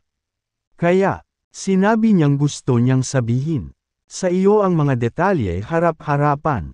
Sabi ni Henry, isang matatag na background at mahusay na impluwensya. Kumunot ang noo ni James.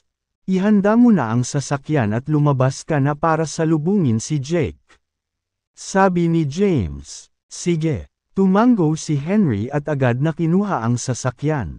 Sasamahan kita, Henry. Sinundan siya ni Whitney at sinabing, aalis ako para sa importanteng negosyo. Bakit ka sasama? Saway ni Henry, nangilid ang mga luha sa mga mata ni Whitney. At sinulyapan niya si James na may agrabyado na ekspresyon. Ang sama ng loob niya sa akin.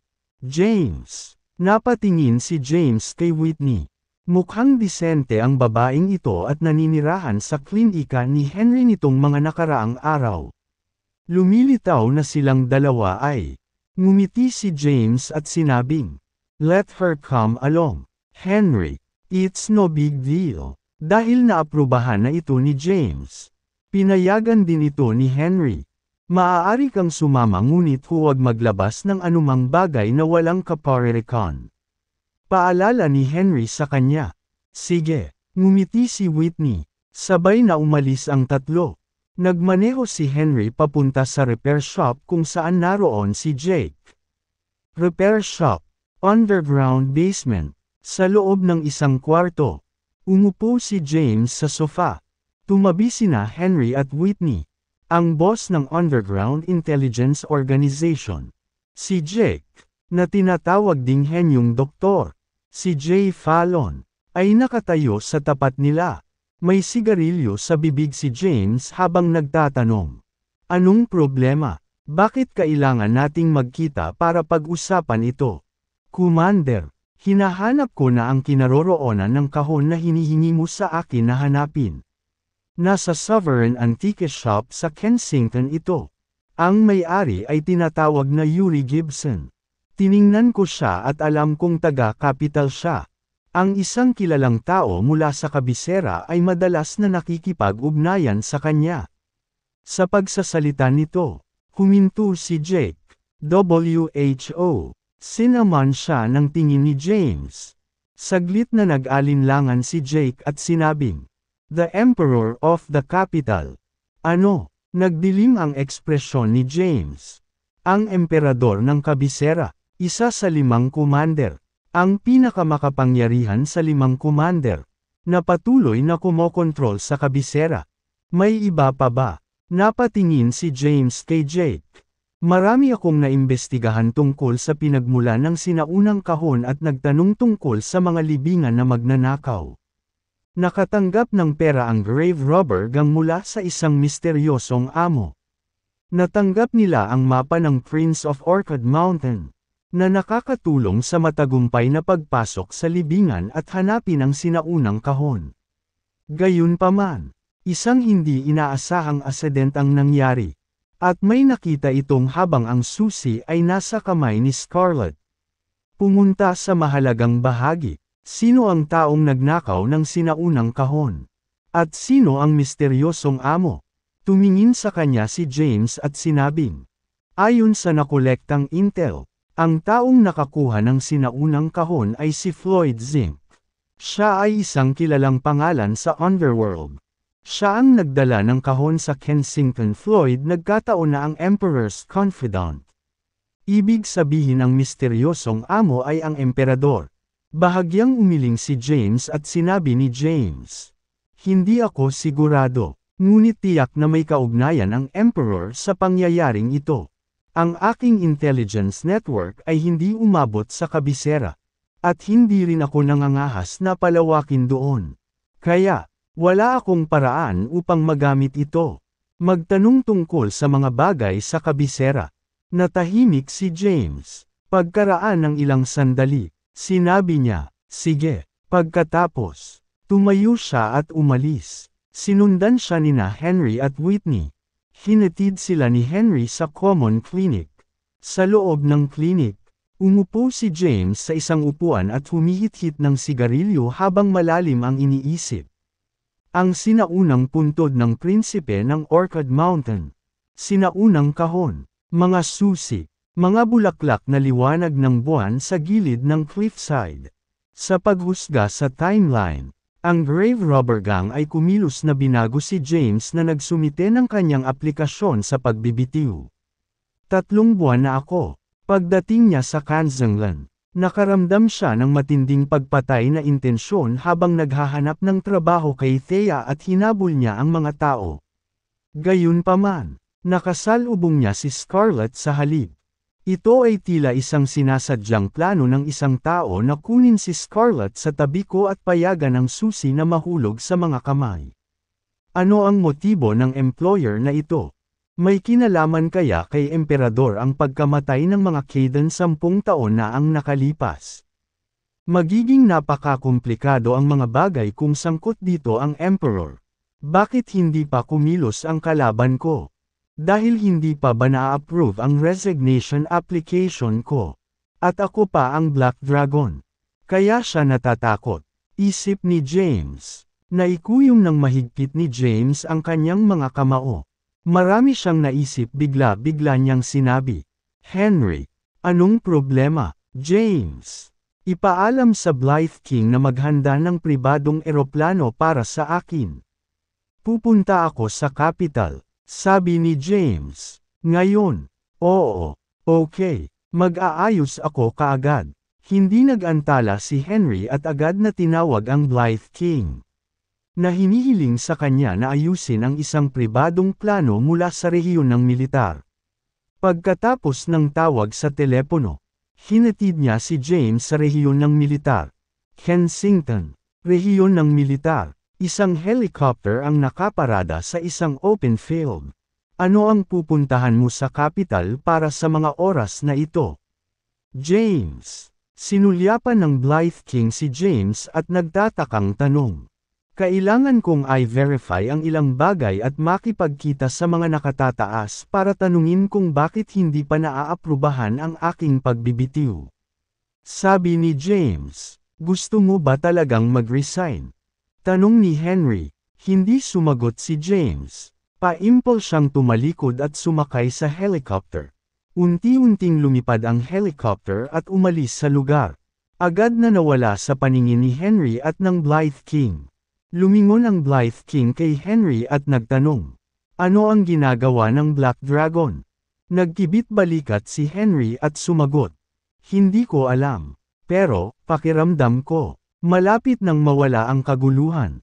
Anong ibig mong sabihin? Ang Blythe King ay tumingin sa kanya ng may pagdududa. Bumantong hininga si Henry at sinabi, "Alam mo na ang tungkol sa background ni James. Ang kanyang pamilya ay may mapa ng kayamanan. At kamakailan lamang ay isang kahon ng kayamanan ang nahukay mula sa isang sinaunang libingan sa Southern Plains. Itong treasure box ay nagkataong nauugnay sa mapa ng kayamanan ng pamilya ni James. Gayunpaman, ang emperador ay tila may kinalaman sa kahon ng kayamanan. Marahil ay pinaghihinalaan ni James na ang pagkamatay ng mga Kayden 10 taon na ang nakalilipas. May kinalaman sa emperador, kaya pupunta siya sa kabisera upang harapin siya. Ano? Bulalas ng Blythe King. Confront him. Bakit hindi mo sinabi sakin kanina? Hindi mo ba alam kung sino ang emperador? Siya ay nakatayo sa tuktok ng kapital at isang master ng pagsasabuatan at mga trick. Ang Black Dragon ay hindi makakakuha ng anumang bagay mula sa kanya sa pamamagitan lamang ng pagharap sa kanya. Magiging gulo ito kung aawayin niya siya kapag nagkaroon ng hindi pagkakasundo. Wala ring magawa si Henry. Alam na alam niya kung anong uri ng ugali mayroon si James at alam niyang ang kahihinatnan nito ay maaaring maging kakilakilabot.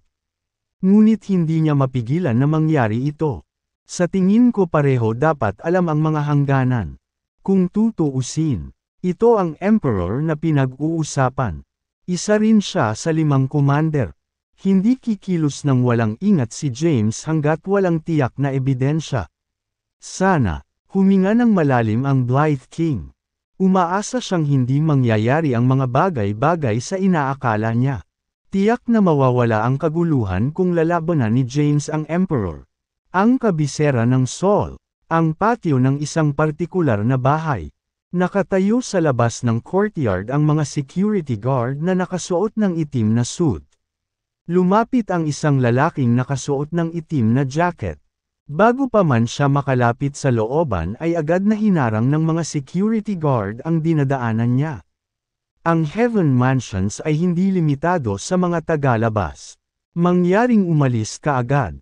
Kung hindi, ikaw ay papatayin ng walang awa. Ang lalaking nakasuot ng itim na jacket ay si James mula sa Kensington. Matapos malaman ni James ang ilang mga pahiwatig, agad siyang sumakay ng pribadong eroplano patungo sa kabisera upang personal na makilala ang emperador at magtanong tungkol sa kanilang mga detalye. Kung talagang may kinalaman ang emperor sa pangyayari ng kanyang pamilya, kailangan mamatay. Itim na dragon mula sa Southern Plains. Kailangan kong makita si emperador. Bilasan mo at i-report mo. Madilim ang ekspresyon ni James. Nang marinig na iyon ay ang Black Dragon. Ang mga security guard ay umatras sa takot. Bilis. Pumunta at iulat ito. Sige. Mabilis na tumakbo ang ilang security guard sa looban. Matiyagang naghihintay si James sa labas ng gate. Makalipas ang ilang minuto, mabilis na lumabas ng courtyard ang isang grupo ng mga tao. Ang nangunguna ay isang 40 taong gulang na lalaki. Nakasuot siya ng simpleng damit ngunit hindi mapapantayan ang ugali. Isa siya sa 5 commander at ang pinakamakapangyarihan sa lahat ng commander ang emperador. Kilala siya bilang pinuno ng 5 commander. Haha, James! Ano ang nagdala sa iyo dito? Lumapit si Emperor na nakabukas ang mga kamay at gustong yakapin si James. Itinaas ni James ang paa niya at sinipa siya. Ang emperador ay sinipa ng ilang metro ang layo. Gayunpaman, siya ang emperador, isa sa 5 commander, kaya, mayroon siyang pambihirang kakayahan sa pakikipaglaban. Ang kanyang katawan ay umikot sa hangin at matatag na bumagsak sa lupa. Whoosh! Mabilis na naglabas ng baril ang mga security guard sa paligid. Anong ginagawa mo? Hindi mo ba alam kung sino ito? Ito ang Black Dragon. May death wish ba kayo? Agad na sambat ng emperador. Agad na iniligpit ng mga security guard ang kanilang mga baril. Lumakad ang emperor kay James at nakangiting sinabi, "Sinusubukan mo ba muli ang aking kakayahan? James! Wala akong panahon para subukan ang kakayahan mo. I'm here to inquire some things from you. Sabi ni James na may pagtatampo. Mabilis siyang umabant sa ilang hakbang. Sa isang iglap, nagpakita siya sa harapan mismo ng emperador. Hinawakan siya ni James sa kwelyo at binuhat mula sa lupa. Kasali ka ba sa pagnanakaw sa sinaunang punto ng prinsipe ng Orchid Mountain? James, anong ibig mong sabihin? Pwede mo ba akong ibaba para magsalita? Napakaraming tao ang nanunood. Kung tutuusin, isa ako sa 5 commander. At kung kumalat ang balita, bago pa siya matapos magsalita ay inihagis siya ni James sa lupa. Pagkatapos, humakbang si James papunta sa kanya. Bago pa makabangon si Emperor sa lupa, tinapakan siya ni James at umungol. Wala akong panahon sa kalokohan. Magtatanong pa ako, may kinalaman ba ito sa iyo? Muling naglabas ng baril ang mga security guard. Gayunpaman, hindi sila nang ahas na bumaril. Sa kabila ng pagtapak, hindi nagalit ang emperador at nakangiting sumagot. Ano ang sinaunang punto ng prinsipe ng bundok ng Orchid? Hindi ko alam kung ano ang sinasabi mo. James, anong problema mo? Ang may-ari ng Sovereign Antique Shop sa Kensington, Yuri, ay iyong subordinate. Isa rin si Floyd sa mga pinagkakatiwalaan mo. Sinasabi mo pa ba na wala itong kinalaman sa iyo? Fine. Inaamin ko. Kasali ako dyan. Isang malakas na hangarin sa pagkamatay nang lumabas mula kay James. Nagulat ang Emperor matapos maramdaman ang aura na nagmumula sa kanya. Ito talaga ang Black Dragon na nakaranas ng daan-daang labanan. Nakakatakot ang aura niya. Anong ibig mong sabihin, James? Itinaas ni James ang kanyang paa. Binuhat siya mula sa lupa. At kinalagad siya papasok ng mansyon. Isang kwarto sa loob ng mansyon. Si James ay humihit-hit ng sigarilyo ng masama. Umupo si Emperador sa tapat niya. Hinaplos niya ang kanyang dibdib habang sinusulyapan si James at nagtanong. Bakit mo tinatanong ang tungkol sa sinaunang punto ng prinsipe ng Orchid Mountain? May kinalaman ba sa iyo ang pagkamatay ng mga Kaydan sa Kensington 10 taon na ang nakalilipas? Nasa iyong mga kamay ba ang mapa ng Moonlit Flowers on Cliffside's Edge ng aking pamilya? Malamig na tinignan siya ni James. Natigilan sandali ang Emperor. Pagkatapos ay tumawa. James, nagbibiro ka ba? Paanong may kinalaman ito sa akin? Gayunpaman, alam ko ang tungkol sa naliliwanagan ng buwan na bulaklak sa Cliffside's Edge dahil bahagi rin ako ng 4 great families. Hindi alam ang mga Kaydan ang may mapa. Ngunit ang iba pang 3 pamilya ay nagtataglay din ng mapa.